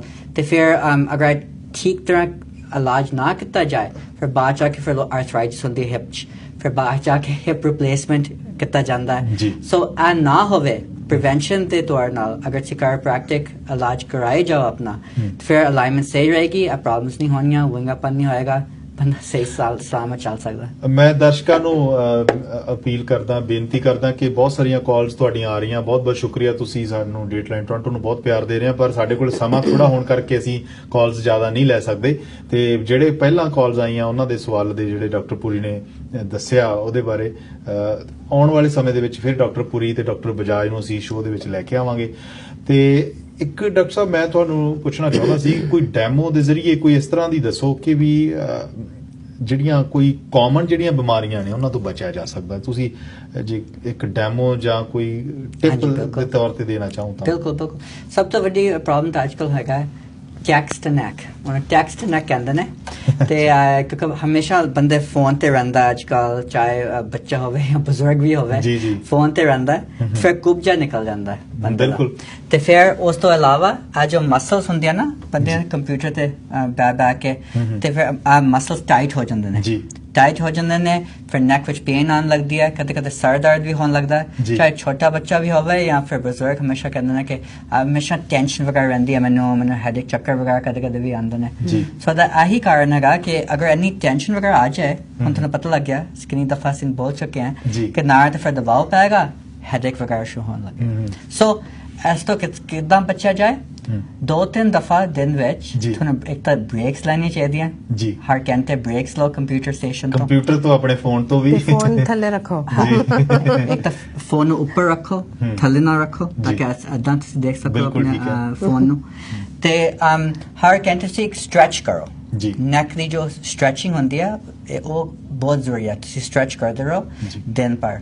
ਸੋ ਬੰਦੇ ਨੂੰ ਏਦਾਂ ਕਰਨਾ ਚਾਹੀਦਾ ਕਿ ਇੱਕ ਹੱਥ ਪਿੱਛੇ ਨੂੰ ਲੈ ਆਉਣਾ ਚਾਹੀਦਾ, ਪਿੱਠ ਦੇ ਪਿੱਛੇ ਆਪਣਾ ਹੱਥ ਲੈ ਆਓ, ਤੇ ਦੂਜੇ ਹੱਥ ਨਾਲ ਜੋ ਗਰਦਨ ਹੈਗੀ ਸਾਡੀ ਉਹਨੂੰ ਸਟ੍ਰੈਚ ਕੀਤਾ ਜਾਏ, ਇੱਕ ਤਰ੍ਹਾਂ ਨਾਲ ਖਿੱਚਣਾ। ਇੱਕ ਹੱਥ ਨੂੰ ਪਿੱਛੇ ਲਿਜਾ ਕੇ ਦੂਜੇ ਹੱਥ ਨਾਲ ਉਹਨੂੰ ਤੁਹਾਨੂੰ ਆਪਣੇ ਨੂੰ ਖਿੱਚਣਾ ਹੈ। ਹਾਂ, ਇੱਧਰ ਖਿੱਚ ਲੱਗਣ ਲੱਗੇ ਤੁਹਾਨੂੰ, ਫਿਰ ਏਦਾਂ ਤੁਸੀਂ 10 ਜਾਂ 15 ਸੈਕਿੰਡ ਵਾਸਤੇ ਏਦਾਂ ਹੀ ਰੱਖਣਾ ਆਪਣੇ ਆਪ ਨੂੰ, ਖਿੱਚ ਪਾਣੀ ਹੈ, ਤੇ ਫਿਰ ਵਾਪਸ ਆ ਜਾਣਾ। ਫਿਰ ਸੇਮ ਥਿੰਗ ਤੁਸੀਂ ਦੂਜੇ ਤਰਫ ਕਰਨਾ। ਅੱਜ ਤੁਸੀਂ 2-3 ਦਫਾ ਕਰੋ, ਇੱਕ ਤਰਫ ਫਿਰ ਦੂਜੀ ਤਰਫ, ਤੇ ਤੁਸੀਂ ਕਰੋ ਹਰ 2 ਘੰਟੇ ਬਾਅਦ ਕਰਦੇ ਰਹੋ। ਫਿਰ ਤੁਹਾਡਾ ਜੋ ਨੈਕ ਹੈਗਾ ਨਾ ਇੰਨਾ ਟੈਂਸ ਨਹੀਂ ਰਹੇਗਾ, ਪੋਲਾ ਰਹੇਗਾ। ਜਿਨ੍ਹਾਂ ਨੂੰ ਚੱਕਰ ਆਉਂਦੇ ਆ ਜਾਂ ਹੋਰ ਆ, ਉਹ ਜਿਹੜੀ ਹੈ ਇਹਦੇ ਨਾਲ ਐਕਸਰਸਾਈਜ਼ ਨਾਲ ਹਟ ਸਕਦਾ। ਹਾਂ, ਤੇ ਬਾਕੀ ਪਾਣੀ ਬਹੁਤ ਕਮ ਪੀਂਦੇ ਆ ਲੋਕ, ਉਹ ਵੀ ਹੈਗਾ ਸਭ ਤੋਂ ਬੈਸਟ ਟਿਪ ਹੈਗੀ ਹੈ ਕਿ ਤੁਸੀਂ ਪਾਣੀ ਜ਼ਿਆਦਾ ਪੀਓ, ਤੇ ਉਹ ਵੀ ਥੋੜਾ ਨਿੰਬੂ ਡਾਲ ਕੇ जी ਤੇ ਫਿਰ ਬੰਦਾ ਨਾ ਉਹਦਾ ਜੋ ਸਰਕੂਲੇਸ਼ਨ ਠੀਕ ਰਹੇਗਾ, ਚੱਕਰ ਵਗੈਰਾ ਨਹੀਂ ਆਣਗੇ ਨੇ, ਹੈਡੇਕਸ ਵੀ ਕਮ ਹੋ ਜਾਂਦੇ। ਇਹ ਜਿਹੜਾ ਸਟ੍ਰੈਚ ਡਾਕਟਰ ਪੁਰੀ ਨੇ ਲਿਖਾਇਆ ਇੱਥੇ ਪੇਨ ਨਹੀਂ ਹੋਣੀ ਚਾਹੀਦੀ। ਜੇ ਪੇਨ ਹੋ ਰਹੀ ਹੈ ਤੁਸੀਂ ਜ਼ਿਆਦਾ ਖਿੱਚ ਰਹੇ ਹੋ। ਐਂਡ ਦੂਜੀ ਚੀਜ਼ ਹੈ ਜੇ ਤੁਹਾਨੂੰ ਚੱਕਰ ਆਉਣ ਤੇ ਸਟ੍ਰੈਚ ਨਹੀਂ ਕਰਨੀ, ਕਿਉਂਕਿ ਹਰ ਬੰਦੇ ਦੀ ਹੈਲਥ ਅਲੱਗ ਹੁੰਦੀ ਹੈ। ਸੋ ਇਹ ਜਨਰਲ ਸਟ੍ਰੈਚ ਹੈ ਕਿ ਤੁਹਾਨੂੰ ਥੋੜੀ ਜਿਹੀ ਟਾਈਟਨੈਸ ਹੈ ਉਹਨੂੰ ਦੂਰ ਕਰਨ ਵਾਸਤੇ ਹੈਗੀ ਹੈ। ਬਟ ਜੇ ਤੁਹਾਨੂੰ ਲੱਗੇ ਕਿ ਤੁਹਾਡੇ ਸਿੰਪਟਮ ਵੱਧ ਰਹੇ ਨੇ ਜਾਂ ਪੇਨ ਹੋ ਰਹੀ ਹੈ ਤੁਸੀਂ ਬਿਲਕੁਲ ਸਟਾਪ ਕਰ ਦੇਣਾ ਹੈ ਤੇ ਆਪਣੇ ਲੋਕਲ ਕਾਇਰੋਪ੍ਰੈਕਟਰ ਕੋਲ ਜਾਓ। ਤੇ ਐਕਚੁਅਲੀ ਇਸ ਮਹੀਨੇ ਅਸੀਂ ਆਇਆ ਕੀਤਾ ਫਾਦਰਸ ਡੇ ਵਾਸਤੇ, ਕਾਫੀ ਵੱਡਾ ਸਪੈਸ਼ਲ ਹੈਗਾ ਸਾਡਾ ਫਾਦਰਸ ਡੇ ਵਾਸਤੇ, ਫਾਦਰਸ ਡੇ ਗਿਫਟ। ਜੋ ਵੀ ਆਏਗਾ ਉਹਦੀ ਕਾਇਰੋਪ੍ਰੈਕਟਿਕ ਐਗਜ਼ਾਮੀਨੇਸ਼ਨ ਹੋਏਗਾ, ਇਲਾਜ ਹੋਏਗਾ, ਫਿਜ਼ੀਓਥੈਰੇਪੀ ਦੀ ਸੈਸ਼ਨ ਵੀ ਮਿਲੇਗੀ ਉਹਨੂੰ, ਮਸਾਜ ਦੀ ਸੈਸ਼ਨ ਵੀ ਮਿਲੇਗੀ। ਜੋ ਆਮ ਤੌਰ $500 ਦੀ ਜੋ ਵੈਲਿਊ ਹੁੰਦੀ ਹੈ ਉਹ ਸਿਰਫ $199 ਵਿੱਚ, $200 ਵਿੱਚ ਤੁਹਾਨੂੰ ਸਭ ਕੁਝ ਮਿਲ ਜਾਏਗਾ। ਤੇ ਉਸ ਤੋਂ ਇਲਾਵਾ ਜੋ ਵੀ ਸਾਰੇ ਦਰਸ਼ਕ ਹੈਗੇ ਨੇ ਜੋ ਦੇਖਦੇ ਪਏ ਨੇ ਆ ਸ਼ੋਅ ਨੂੰ, ਅਗਰ ਉਹ ਫੋਨ ਕਰਨਗੇ ਤੇ $27 ਵਿੱਚ, ਸਿਰਫ $27 ਵਿੱਚ ਉਹਨੂੰ ਪੂਰਾ ਕਾਇਰੋਪ੍ਰੈਕਟਿਕ ਐਗਜ਼ਾਮੀਨੇਸ਼ਨ ਤੇ ਇਲਾਜ ਵੀ ਮਿਲੇਗਾ। ਜੋ ਪਹਿਲਾ ਸੈਸ਼ਨ ਹੁੰਦਾ ਇਹ ਕਿੰਨੀ ਦੇਰ ਤੱਕ ਚੱਲਣਾ ਹੈ ਤੁਹਾਡਾ? ਇਸ ਮਹੀਨੇ ਜੋ ਵੀ ਦਰਸ਼ਕ ਨੇ ਅਗਰ ਸਾਨੂੰ ਫੋਨ ਕਰਕੇ ਕਹਿਣਗੇ ਕਿ ਅਸੀਂ ਤੁਹਾਨੂੰ ਦੇਖਿਆ ਸੀਗਾ ਟੀਵੀ ਤੇ ਅਸੀਂ ਆਉਣਾ ਚਾਹੁੰਦੇ ਹਾਂ ਤਾਂ ਉਹਨੂੰ ਆਵਲਾ ਸਪੈਸ਼ਲ ਮਿਲੇਗਾ ਜੀ। ਸੋ ਇਹ ਫਾਦਰ ਡੇਜ਼ ਦੇ ਉੱਪਰ ਹਾਂਜੀ। ਤੇ ਜੋ ਸਾਡਾ ਫੋਨ ਨੰਬਰ ਹੈਗਾ ਉਹ ਹੈਗਾ 647 ਜੀ 499 1444। ਤੇ ਸਾਡੇ ਦੋ ਲੋਕੇਸ਼ਨ ਨੇ ਬਰੈਂਪਟਨ ਵਿੱਚ, ਤੇ ਇੱਕ ਤਾਂ ਡਾਊਨਟਾਊਨ ਬਰੈਂਪਟਨ ਹੈ ਤੇ ਇੱਕ ਨਾਰਥ ਬਰੈਂਪਟਨ ਵਿੱਚ ਹੈਗਾ। ਤੇ ਆਪਣੀ ਜਿਹੜੀ ਤੁਸੀਂ ਆਪਣੀ ਕੰਪਨੀ ਦਾ ਨਾਮ ਵੀ ਜ਼ਰਾ ਤੁਸੀਂ ਸ਼ੇਅਰ ਕਰ ਦਿਓ ਕਿ? ਹਾਂਜੀ, ਉਹ ਇੰਟੈਲੀਜੈਂਟ ਹੈਲਥ ਗਰੁੱਪ ਹੈਗਾ। Intelligent health group. ਅਗਰ ਕਿਸੇ ਨੇ ਤੁਹਾਨੂੰ ਰੀਚ ਕਰਨਾ ਸਾਈਟ ਜਾਂ ਫੇਸਬੁੱਕ ਜਾਂ ਸੋਸ਼ਲ ਮੀਡੀਆ ਦੇ ਮਾਧਿਅਮ ਨਾਲ, ਉਹ ਕਿਸ ਤਰੀਕੇ ਨਾਲ ਤੁਹਾਨੂੰ ਰੀਚ ਕਰ ਸਕਦੇ ਆ? ਹਾਂਜੀ, ਸਾਡਾ ਵੈਬਸਾਈਟ ਹੈਗਾ intelligenthealthgroup ਜੀ .ca। ਤੇ ਫੇਸਬੁੱਕ ਵਗੈਰਾ ਪੇਜ? ਹਾਂਜੀ, ਫੇਸਬੁੱਕ ਵੀ ਹੈਗੀ ਹੈ, ਇੰਸਟਾਗ੍ਰਾਮ ਪੇਜ ਵੀ ਹੈਗਾ, intelligenthealth.ca Intelligent Health Group groups, Facebook and Instagram Intelligent Health Group ਜੀ। ਸੋ ਆਪਣੇ ਕੋਲੇ ਥੋੜਾ ਜਿਹਾ ਸਮਾਂ ਬਾਕੀ ਹੈ, ਮੈਂ ਤੁਹਾਡੇ ਤੋਂ ਹੋਰ ਇੱਕ ਦੋ ਕੁਐਸਚਨ ਜਿਹੜੇ ਪੁੱਛਣਾ ਚਾਹੁੰਦਾ ਸੀ। ਆਪਾਂ ਗੱਲ ਕਰ ਰਹੇ ਹਾਂ ਸਾਡੇ ਪੋਸਚਰ ਦੀ, ਜਿਹੜਾ ਬੈਠਣ ਦਾ ਸਾਡਾ, ਉਹਦੇ ਨਾਲ ਬੈਠਣ ਤੋਂ ਬਾਅਦ ਜੇ ਕਈ ਵਾਰੀ ਇਹ ਦੇਖਿਆ ਜਾਂਦਾ ਅੱਜ ਕੱਲ ਸੋਸ਼ਲ ਮੀਡੀਆ ਤੇ ਬੜੀਆਂ ਵੀਡੀਓਜ਼ ਜਿਹੜੀਆਂ ਵਾਇਰਲ ਹੁੰਦੀਆਂ ਕਿ ਅਸੀਂ ਟੇਢੇ ਖੱਬੇ ਹੱਥ ਨਹੀਂ ਪੈਣਾ ਚਾਹੀਦਾ, ਸੱਜੇ ਹੱਥ ਸੌਣਾ ਚਾਹੀਦਾ ਜਾਂ ਸੱਜੇ ਹੱਥ ਨਹੀਂ ਸੌਣਾ ਚਾਹੀਦਾ, ਉਹਦੇ ਬਾਰੇ ਜ਼ਰੂਰ ਥੋੜਾ ਜਿਹਾ ਕਲੀਅਰ ਕਰੋ ਕਿ ਵੀ ਕਿਹੜੇ ਪੋਸਚਰ ਦੇ ਵਿੱਚ ਜਿਹੜਾ ਸਾਨੂੰ ਸੌਣਾ ਚਾਹੀਦਾ ਰਾਤ ਨੂੰ। ਸੋ ਬਾਡੀ ਪੋਸਚਰ ਜਦੋਂ ਸੌਂਦੇ ਹੋ ਅਸੀਂ ਲੈਫਟ ਰਾਈਟ ਦੀ ਕੋਈ ਪ੍ਰੋਬਲਮ ਨਹੀਂ ਹੁੰਦੀ। ਕਈ ਲੋਕਾਂ ਨੂੰ ਬਿਮਾਰੀ ਹੁੰਦੀ ਹੈ ਹਾਰਟ ਦੀ, ਸੋ ਡਾਕਟਰ ਕਹਿ ਦਿੰਦਾ ਹਾਰਟ ਤੇ ਪ੍ਰੈਸ਼ਰ ਨਾ ਪਏ, ਸੋ ਰਾਈਟ ਸਾਈਡ ਤੇ ਸੋ ਜਾਂ ਲੈਫਟ ਸਾਈਡ ਤੋਂ, ਉਹ ਹਰ ਬੰਦੇ ਵਾਸਤੇ ਨਹੀਂ ਹੁੰਦਾ। ਬਟ ਨਾਰਮਲੀ ਜੋ ਅਸੀਂ ਕਹਿੰਦੇ ਆ ਕਿ ਨੈਕ ਪੋਸਚਰ ਜਿਹੜਾ ਹੁੰਦਾ ਹੈ, ਤੁਸੀਂ ਸਰਾਣਾ ਲੈ ਕੇ ਸੌਂਦੇ ਹੋ ਤਾਂ ਪੇਸ਼ੈਂਟ ਕਹਿੰਦਾ ਕਿ ਹਾਂ ਆਈ ਪਿਲੋ ਯੂਜ਼ ਕਰਦਾ, ਆਈ ਫੀਲ ਗੁੱਡ, ਬਟ ਸਾਡਾ ਸਵਾਲ ਇਹ ਹੁੰਦਾ ਹੈ ਕਿ ਤੁਸੀਂ ਆਪਣੇ ਪਿਲੋ ਦੇ ਥੱਲੇ ਆਪਣੇ ਹੱਥ ਰੱਖਦੇ ਹੋ ਜਾਂ ਨਹੀਂ ਰੱਖਦੇ। ਸੋ ਜਦੋਂ ਕਹਿੰਦੇ ਹਾਂ ਮੈਂ ਤੇ ਇਸ ਤਰ੍ਹਾਂ ਬਹਿਣਾ ਜਾਂ ਪਿਲੋ ਦੇ ਥੱਲੇ ਜਾਂ ਇਸ ਤਰ੍ਹਾਂ, ਉਹਦਾ ਮਤਲਬ ਇਹ ਹੁੰਦਾ ਹੈ ਕਿ ਤੁਹਾਡੀ ਪਿਲੋ ਦੀ ਹਾਈਟ ਜਿਹੜੀ ਹੈ ਤੁਹਾਡੇ ਵਾਸਤੇ ਨਹੀਂ ਹੈਗੀ, ਫਿੱਟ ਨਹੀਂ ਹੈ। ਤੁਹਾਡਾ ਪਿਲੋ ਦਾ ਸਾਈਜ਼ ਜਿਹੜਾ ਹੋਣਾ ਚਾਹੀਦਾ ਹੈ ਕੰਨ ਤੋਂ ਲੈ ਕੇ ਮੋਢੇ ਤੱਕ ਜਿੰਨੀ ਵੀ ਗੈਪ ਹੁੰਦੀ ਹੈ ਉਹ ਪੂਰੀ ਗੈਪ ਫਿੱਟ ਹੋਣੀ ਚਾਹੀਦੀ। ਦੁਬਾਰਾ ਸਮਝਾਇਓ ਕਿਵੇਂ ਕਿ ਜਿਹੜਾ ਸ਼ੋਲਡਰ ਤੇ ਕੰਨ ਦੇ ਵਿੱਚ ਜਿੰਨਾ ਗੈਪ ਹੈ ਉਹ ਤੁਹਾਡਾ ਪਿਲੋ ਦਾ ਹਾਈਟ ਹੋਣਾ ਚਾਹੀਦਾ ਹੈ। ਮਤਲਬ ਜਿਹੜਾ ਤੁਹਾਡਾ ਜਿਹੜਾ ਗਰਦਨ ਹੈ ਉਹ ਤੁਹਾਡੇ ਮੋਢੇ ਤੱਕ ਲੈਵਲ ਤੇ ਹੋਣੀ ਚਾਹੀਦੀ। ਜੇ ਸਾਈਡ ਵਿੱਚ ਸੌਂਦੇ ਹੋ, ਜੇ ਸਾਈਡ ਪੋਜੀਸ਼ਨ ਸੌਂਦੇ ਹੋ, ਜੇ ਬੈਕ ਪੋਜੀਸ਼ਨ ਤੇ ਸੌਂਦੇ ਆ ਤਾਂ ਉਹ ਕੈਲਕੂਲੇਸ਼ਨ ਅਲੱਗ ਹੁੰਦੀ ਹੈ। ਤੇ ਸਾਡੇ ਕਲੀਨਿਕ ਵਿੱਚ ਸਪੈਸ਼ਲਸ ਹਮੇਸ਼ਾ ਹੁੰਦੇ ਨੇ ਪਿਲੋਸ ਤੇ, ਕਿਉਂਕਿ ਅਸੀਂ ਕਹਿੰਦੇ ਆ ਕਿ ਤੁਸੀਂ ਰਾਤੀ ਸੋ ਰਹੇ ਹੋ, ਕੁਝ ਆਪਣੇ ਬਾਡੀ ਵਾਸਤੇ ਠੀਕ ਕਰੋ, ਰਾਈਟ, ਤੁਹਾਡਾ ਪੋਸਚਰ ਥੋੜਾ ਠੀਕ ਹੋ ਜਾਏ। ਸੋ ਜਿਹੜਾ ਬੈਕ ਸਲੀਪਰ ਹੁੰਦਾ ਹੈ ਉਹਦਾ ਪਿਲੋ ਪੋਜੀਸ਼ਨ ਜੇ ਇੰਨਾ ਵੱਡਾ ਲੈਗਾ ਤੇ ਫਿਰ ਸਿਰ ਅੱਗੇ ਨੂੰ ਆਉਂਦਾ ਹੈ, ਉਹ ਨੈਕ ਵਾਸਤੇ ਠੀਕ ਨਹੀਂ ਹੁੰਦਾ। ਸੋ ਉਹਨਾਂ ਦਾ ਪਿਲੋ ਜਿਹੜਾ ਹੁੰਦਾ ਉਹ ਥੋੜਾ ਲੋ ਹੁੰਦਾ ਹੈ ਜਾਂ ਸਪੈਸ਼ਲ ਹੁੰਦਾ ਹੈ ਜਿਹਦੇ ਚ ਕੱਟ ਆਊਟ ਹੁੰਦਾ ਹੈ ਤਾਂ ਕਿ ਜਦੋਂ ਉਹ ਲੇਟਦੇ ਨੇ ਤੇ ਸਿਰ ਸਿੱਧਾ ਪੈਂਦਾ ਹੈ, ਉੱਪਰ ਨਹੀਂ ਆਏਗਾ। ਉਹ ਵੀ ਯੂਜ਼ ਕਰ ਸਕਦੇ ਆ। ਸੋ ਸਾਡੇ ਕੋਲ ਪਿਲੋ ਹੈਗੇ ਨੇ ਜਿਹੜਾ ਬੈਕ ਸਲੀਪਰ ਤੇ ਸਾਈਡ ਸਲੀਪਰ ਵਾਸਤੇ ਦੋਨੋਂ ਇੱਕੋ ਪਿਲੋ ਹੁੰਦਾ ਹੈ, ਪਰ ਦੋਨੋਂ ਸਲੀਪਿੰਗ ਸਟਾਈਲ ਤੁਸੀਂ ਯੂਜ਼ ਕਰ ਸਕਦੇ ਹੋ। ਸੋ ਆਪਣਾ ਡਾਕਟਰ ਪੁਰੀ ਮੈਂ ਤੁਹਾਨੂੰ ਪੁੱਛਣਾ ਚਾਹੁੰਦਾ ਸੀ, ਜਦੋਂ ਕਈਆਂ ਦੇ ਦਰਦ ਹੁੰਦਾ ਅੱਡੀ ਦੇ ਵਿੱਚ ਖੜਨ ਦੇ ਨਾਲ, ਜਿਵੇਂ ਸੱਜੇ ਜਾਂ ਖੱਬੇ ਪੈਰ ਦੀ ਅੱਡੀ ਦੁਖਣ ਲੱਗ ਪੈਂਦੀ ਹੈ, ਉਹਦੇ ਬਾਰੇ ਜ਼ਰੂਰ ਦੱਸੋ ਕਿ ਉਹ ਵੀ ਸਾਡੀ ਰੀੜ੍ਹ ਦੀ ਹੱਡੀ ਨਾਲ ਸੰਬੰਧਿਤ ਹੈ? हाँ, सब कुछ संबंध रखता है स्पाइन ਦੇ ਨਾਲ। ਕੋਈ ਨਾੜਾਂ ਪੈਰਾਂ ਤੱਕ ਜਾਂਦੀਆਂ, ਸੋ ਅਗਰ ਸਪਾਈਨ ਵਿੱਚ ਕੋਈ ਪ੍ਰੋਬਲਮ ਹੋਵੇ ਤਾਂ ਫਿਰ ਪੈਰਾਂ 'ਚ ਵੀ ਪ੍ਰੋਬਲਮ ਹੋ ਸਕਦੀ ਹੈ। ਲੇਕਿਨ ਉਸ ਤੋਂ ਇਲਾਵਾ ਜਿੱਦਾਂ ਅਸੀਂ ਪਹਿਲੇ ਦੱਸਿਆ ਸੀਗਾ, ਜੋ ਲੋਕ ਠੀਕ ਤਰ੍ਹਾਂ ਚੱਪਲ ਨਹੀਂ ਪਾਉਂਦੇ ਜਾਂ ਉਹਦੇ ਜੁੱਤੇ ਠੀਕ ਨਾ ਹੋਣ, ਸਪੋਰਟ ਨਾ ਹੋਵੇ ਠੀਕ ਤਰ੍ਹਾਂ ਦੀ, ਫਿਰ ਜ਼ਿਆਦਾ ਸਟ੍ਰੈਸ ਪੈਗਾ ਅੱਡੀ ਤੇ ਫਿਰ ਤਕਲੀਫ ਹੋ ਸਕਦੀ ਹੈ, ਆਰਥਰਾਈਟਿਸ ਵੀ ਬਣ ਸਕਦੀ ਹੈ। ਸੋ ਇਸ ਕਰਕੇ ਬਹੁਤ ਜ਼ਰੂਰੀ ਹੈ ਕਿ ਉਹਦਾ ਇਲਾਜ ਕੀਤਾ ਜਾਏ ਜੋੜ ਦਾ, ਤੇ ਅੱਛੀ ਤਰ੍ਹਾਂ ਜੁੱਤੀ ਜੋ ਹੁੰਦੀ ਹੈ ਉਹ ਵੀ ਪਹਿਨੀ ਜਾਏ। ਤੇ ਉਹਦੇ ਸਪੈਸ਼ਲ ਜੁੱਤੇ ਜੋ ਹੁੰਦੇ ਨੇ ਆਰਥੋਟਿਕਸ ਕਹਿੰਦੇ ਨੇ ਉਹਨਾਂ ਨੂੰ, ਉਹ ਅਸੀਂ ਕਰਦੇ ਹਾਂ ਸਾਡੇ ਕਲੀਨਿਕ ਵਿੱਚ। ਸਪੈਸ਼ਲ ਕਸਟਮਾਈਜ਼ਡ ਇਨਸੋਲ ਅਸੀਂ ਬਣਾਉਂਦੇ ਹਾਂ ਲੋਕਾਂ ਦੇ ਪੈਰਾਂ ਵਾਸਤੇ, ਚਾਹੇ ਉਹ ਸੇਫਟੀ ਸ਼ੂ ਪਾਉਣ ਜਾਂ ਰਨਿੰਗ ਸ਼ੂ, ਅਸੀਂ ਉਹਦੇ ਵਾਸਤੇ ਸਪੈਸ਼ਲ ਇਨਸੋਲ ਬਣਾਉਂਦੇ ਹਾਂ ਤਾਂ ਕਿ ਉਹ ਤੰਦਰੁਸਤ ਰਹਿਣ। ਇੱਕ ਹੋਰ ਕੁਇਕਲੀ ਜਿਹੜਾ ਸਵਾਲ ਮੈਂ ਪੁੱਛਣਾ ਚਾਹੁੰਦਾ ਸੀ, ਤੁਸੀਂ ਦੱਸਿਆ ਕਿ ਪਾਣੀ ਜਿਹੜੇ ਆ ਵੀ ਹੁਣ ਪਾਣੀ ਘੱਟ ਪੀਣ ਦੀ ਜਿਹੜੀ ਆਦਤ ਹੈ, ਅੱਗੇ ਪਾਣੀ ਬਹੁਤ ਜ਼ਿਆਦਾ ਜਿਵੇਂ ਅਸੀਂ ਬੈਕ ਹੋਮ ਦੇਖੀਏ ਤਾਂ ਬਹੁਤ ਸਾਰਾ ਪਾਣੀ ਪੀ ਲੈਂਦੇ ਸੀ, ਇੱਥੇ ਪਾਣੀ ਬਹੁਤ ਘੱਟ ਪੀਤਾ ਜਾਂਦਾ। ਅਗਰ ਪਾਣੀ ਘੱਟ ਪੀਂਦੇ ਆ ਚਲੋ ਇਹ ਤਾਂ ਮੰਨ ਲਿਆ, ਪਰ ਪਾਣੀ ਗਰਮ ਪੀਣਾ ਚਾਹੀਦਾ ਜਾਂ ਕੋਸਾ, ਇਹ ਵੀ ਕੋਈ ਹੱਡੀਆਂ ਦੇ ਨਾਲ ਕੋਈ ਸੰਬੰਧਿਤ ਰੱਖਦਾ ਹੈ? ਬਿਲਕੁਲ ਕੋਸਾ ਪਾਣੀ ਪੀਣਾ ਚਾਹੀਦਾ ਬੰਦੇ ਨੂੰ, ਤੇ ਉਹਦੇ ਨਾਲ ਫਿਰ ਸਰੀਰ ਵੀ ਠੀਕ ਰਹਿੰਦਾ, ਮੈਟਾਬੋਲਿਜ਼ਮ ਵੀ ਠੀਕ ਰਹਿੰਦੀ ਹੈ, ਜੋ ਸਾਡੀ ਹਾਜਮਾ ਵਗੈਰਾ ਦਾ ਉਹ ਵੀ ਠੀਕ ਰਹਿੰਦਾ। ਤੇ ਇੱਕ ਕੈਲਕੂਲੇਸ਼ਨ ਹੈਗੀ, ਇੱਕ ਟਿਪ ਹੈਗੀ ਹੈ ਕਿ ਅਗਰ ਬੰਦਾ ਚਾਹੇ 200 ਪਾਉਂਡ ਦਾ ਹੋਵੇ, ਅਗਰ ਵਜ਼ਨ 200 ਪਾਉਂਡ ਦਾ ਹੋਵੇ, ਉਹਨੂੰ ਅੱਧਾ ਕਰਨਾ। ਸੋ ਜੋ ਵੀ ਥੋੜਾ ਵਜ਼ਨ ਹੈਗਾ ਉਹਨੂੰ ਅੱਧਾ ਕਰ ਦੋ। ਸੋ ਅਗਰ 200 ਪਾਉਂਡ ਦਾ ਬੰਦਾ ਹੈਗਾ ਫਿਰ 100 ਕਹਿ ਦੋ, 100 ਆਉਂਸਸ ਪਾਣੀ ਦੇ ਪੀਣੇ ਚਾਹੀਦੇ ਨੇ। 100 ਆਉਂਸ? ਹਾਂ। ਸੋ ਜੋ ਵੀ ਥੋੜਾ ਵਜ਼ਨ ਹੈਗਾ ਪਾਉਂਡ ਵਿੱਚ ਉਹਨੂੰ ਅੱਧਾ ਕਰ ਦੋ, ਉਹਨਾਂ ਆਉਂਸਸ ਵਿੱਚ ਤੁਹਾਨੂੰ ਪਾਣਾ ਪੀਣਾ ਚਾਹੀਦਾ ਪਰ ਡੇ। ਤੇ ਉਸ ਤੋਂ ਇਲਾਵਾ ਅਗਰ ਬੰਦਾ ਚਾਹ ਜਾਂ ਕਾਫੀ ਪੀਏ, ਕੈਫੀਨ ਪੀਏ, ਤੇ 2 ਕੱਪ ਉਹਨੂੰ ਸਿਰਫ ਕੰਪਨਸੇਟ ਕਰਨ ਵਾਸਤੇ ਉਸ ਤੋਂ ਅਲੱਗ ਪੀਣੇ ਚਾਹੀਦੇ ਆ। ਮਤਲਬ ਪਾਣੀ ਆਪਣੇ ਵਜਨ ਤੋਂ ਅੱਧਾ ਪਾਣੀ ਜਿਹੜਾ ਪੀਣਾ ਜ਼ਰੂਰੀ ਹੈ ਬਹੁਤ। ਸੋ ਅੱਧਾ ਵਜ਼ਨ ਜਿਹੜਾ 200 ਪਾਉਂਡਸ 100 ਆਉਂਸ ਬਣਦਾ ਹੈ, ਜੇ ਤੁਸੀਂ 100 ਨੂੰ 8 ਨਾਲ ਡਿਵਾਈਡ ਕਰੋਗੇ ਤੁਹਾਨੂੰ ਪਤਾ ਲੱਗਣਾ ਕਿ ਕਿੰਨੇ ਗਲਾਸ ਪੀਣੇ। ਬਿਲਕੁਲ ਠੀਕ ਹੈ। ਸੋ ਬਹੁਤ ਬਹੁਤ ਸ਼ੁਕਰੀਆ, ਤੁਸੀਂ ਸਟੂਡੀਓ ਦੇ ਵਿੱਚ ਆਏ। ਜਾਂਦੇ ਜਾਂਦੇ ਕੋਈ ਆਪਣਾ ਮੈਸੇਜ ਜੀਨਾ ਜੀ ਤੇ ਡਾਕਟਰ ਪੁਰੀ, ਫਿਰ ਤੋਂ ਮੈਂ ਇੱਕ ਵਾਰੀ ਤੁਹਾਨੂੰ ਮੁਬਾਰਕਬਾਦ ਦਿੰਦਾ ਕਿਉਂਕਿ ਤੁਸੀਂ ਪਿਛਲੇ ਦਿਨੀ ਜਿਹੜਾ ਵਿਆਹ ਦੇ ਬੰਧਨ ਦੇ ਵਿੱਚ ਵੱਜੇ ਹੋ। ਪ੍ਰਮਾਤਮਾ ਕਰੇ ਤੁਸੀਂ ਰਾਤ ਦੁੱਗਣੀ ਤੇ ਦਿਨ ਚੌਗਣੀ ਤਰੱਕੀ ਕਰੋ, ਤੇ ਅੱਗੇ ਇਸੇ ਤਰੀਕੇ ਨਾਲ ਜਿਵੇਂ ਤੁਸੀਂ ਪੰਜਾਬ ਦੇ ਵਿੱਚ ਜਾ ਕੇ ਫ੍ਰੀ ਜਿਹੜਾ ਕੈਂਪ ਲਗਾਉਣੇ ਆ ਹਰੇਕ ਸਾਲ, ਇਸ ਵਾਰੀ ਜੇ 50 ਡਾਕਟਰ ਲੈ ਕੇ ਜਾ ਰਹੇ ਆ, ਆਉਂਦੇ ਸਾਲਾਂ ਨੂੰ ਤੁਸੀਂ 100 ਡਾਕਟਰ ਲੈ ਕੇ ਉੱਥੇ ਫ੍ਰੀ ਇਲਾਜ ਜਿਹੜਾ ਤੁਸੀਂ ਕਰੋ। ਤੇ ਕੋਈ ਜਾਂਦੇ ਜਾਂਦੇ ਕੋਈ ਟਿਪ ਹੋਵੇ ਜਾਂ ਕੋਈ ਮੈਸੇਜ ਦੇਣਾ ਚਾਹੁੰਦੇ ਤਾਂ? ਨਹੀਂ ਹੈਗਾ ਕਿ ਤੁਸੀਂ ਲੋਕ ਆਓ, ਸਾਡੀ ਜੋ ਕਮਿਊਨਿਟੀ ਹੈਗੀ ਉਹ ਜ਼ਿਆਦਾਤਰ ਆਉਂਦੇ ਨਹੀਂ, ਜਾਂ ਫਿਰ ਸ਼ਾਇ ਹੋ ਜਾਂਦਾ ਹੈ ਕਿ ਪੈਸੇ ਜ਼ਿਆਦਾ ਲੱਗਣਗੇ ਜਾਂ ਕਿੱਥੇ ਜਾਈਏ, ਮੇਰਾ ਤਾਂ ਇਹੀ ਹੈਗਾ, ਏਦਾਂ ਤੁਸੀਂ ਮਾਯੂਸ ਨਾ ਹੋਵੋ। ਤੁਸੀਂ ਆਓ ਸਾਡੇ ਕੋਲ, ਕੋਈ ਇਲਾਜ ਜਾਂ ਤਰਕੀਬ ਤੁਸੀਂ ਸਮਝੋ। ਡੈਫੀਨਿਟਲੀ ਹਰ ਚੀਜ਼ ਦਾ ਇਲਾਜ ਹੁੰਦਾ ਹੈ, ਤੇ ਤੁਹਾਡੀ ਤੰਦਰੁਸਤੀ ਆ ਸਕਦੀ ਹੈ ਵਾਪਸ, ਤੁਹਾਨੂੰ ਸੇਵਾ ਕਰਨ ਦਾ ਮੌਕਾ ਮਿਲੇ। ਤੁਸੀਂ ਆਓ, ਕੰਸਲਟੇਸ਼ਨ ਹਮੇਸ਼ਾ ਫ੍ਰੀ ਰਹਿੰਦੀ ਹੈ। ਲੇਕਿਨ ਅਸੀਂ ਤਾਂ ਇਹੀ ਚਾਹੁੰਦੇ ਹਾਂ ਕਿ ਸਾਡੀ ਜੋ ਹੈਗੀ ਆ ਜੋ ਕਮਿਊਨਿਟੀ ਹਮੇਸ਼ਾ ਸਿਹਤਮੰਦ ਰਹਿਣ। ਬਹੁਤ ਬਹੁਤ ਸ਼ੁਕਰੀਆ ਡਾਕਟਰ ਪੁਰੀ, ਡਾਕਟਰ ਬਜਾਜ। ਤੇ ਇਸ ਵਾਰੀ ਤੁਸੀਂ ਬੜਾ ਸਾਨੂੰ ਯੋਗਦਾਨ ਵੀ ਦਿੱਤਾ, ਕਿਉਂਕਿ ਬਹੁਤ ਸਾਰੇ ਜਿਹੜੇ ਸਾਡੇ ਦਰਸ਼ਕਾਂ ਨੇ ਬਹੁਤ ਸਾਰੀਆਂ ਕਾਲਸ ਆਈਆਂ, ਮੈਂ ਉਹਨਾਂ ਤੋਂ ਵੀ ਮਾਫੀ ਮੰਗਦਾ ਕਿ ਜਿਨ੍ਹਾਂ ਦੀਆਂ ਕਾਲਸ ਮੈਂ ਨਹੀਂ ਲੈ ਸਕਿਆ ਕਿਉਂਕਿ ਸਮਾਂ ਬੜਾ ਥੋੜਾ ਹੁੰਦਾ। ਤੇ ਆਉਣ ਵਾਲੇ ਦਿਨਾਂ ਦੇ ਵਿੱਚ ਅਸੀਂ ਫਿਰ ਡਾਕਟਰ ਪੁਰੀ, ਡਾਕਟਰ ਬਜਾਜ ਨੂੰ ਅਸੀਂ ਤੁਹਾਡੇ ਰੂਬਰੂ ਕਰਾਂਗੇ। ਤੁਹਾਡਾ ਵੀ ਸ਼ੁਕਰੀਆ। ਤੇ ਦਰਸ਼ਕੋ ਤੁਹਾਡਾ ਵੀ ਸ਼ੁਕਰੀਆ, ਤੁਸੀਂ ਇਸੇ ਤਰੀਕੇ ਨਾਲ ਸਾਨੂੰ ਪਿਆਰ ਦਿੰਦੇ ਰਹੋ। ਡੇਟਲਾਈਨ ਟੋਰਾਂਟੋ ਨੂੰ, ਚੈਨਲ ਪੰਜਾਬੀ ਨੂੰ। ਤੁਹਾਡੀਆਂ ਫੋਨ ਕਾਲਸ ਜਿਹੜੀਆਂ ਹਾਲੇ ਵੀ ਆ ਰਹੀਆਂ, ਮੈਂ ਮਾਫੀ ਚਾਹੁੰਦਾ। ਆਉਣ ਵਾਲੇ ਦਿਨਾਂ ਦੇ ਵਿੱਚ, ਆਉਣ ਵਾਲੇ ਪ੍ਰੋਗਰਾਮ ਦੇ ਵਿੱਚ ਫਿਰ ਤੋਂ ਤੁਹਾਡੀਆਂ ਜਿਹੜੀਆਂ ਸਮੱਸਿਆਵਾਂ ਨੇ, ਤੁਹਾਡੇ ਸਵਾਲ ਦੇ ਵਿੱਚ ਜਵਾਬ ਦਿੱਤੇ ਜਾਣਗੇ। ਤਦ ਤੱਕ ਦੇ ਲਈ ਬਹੁਤ ਬਹੁਤ ਧੰਨਵਾਦ।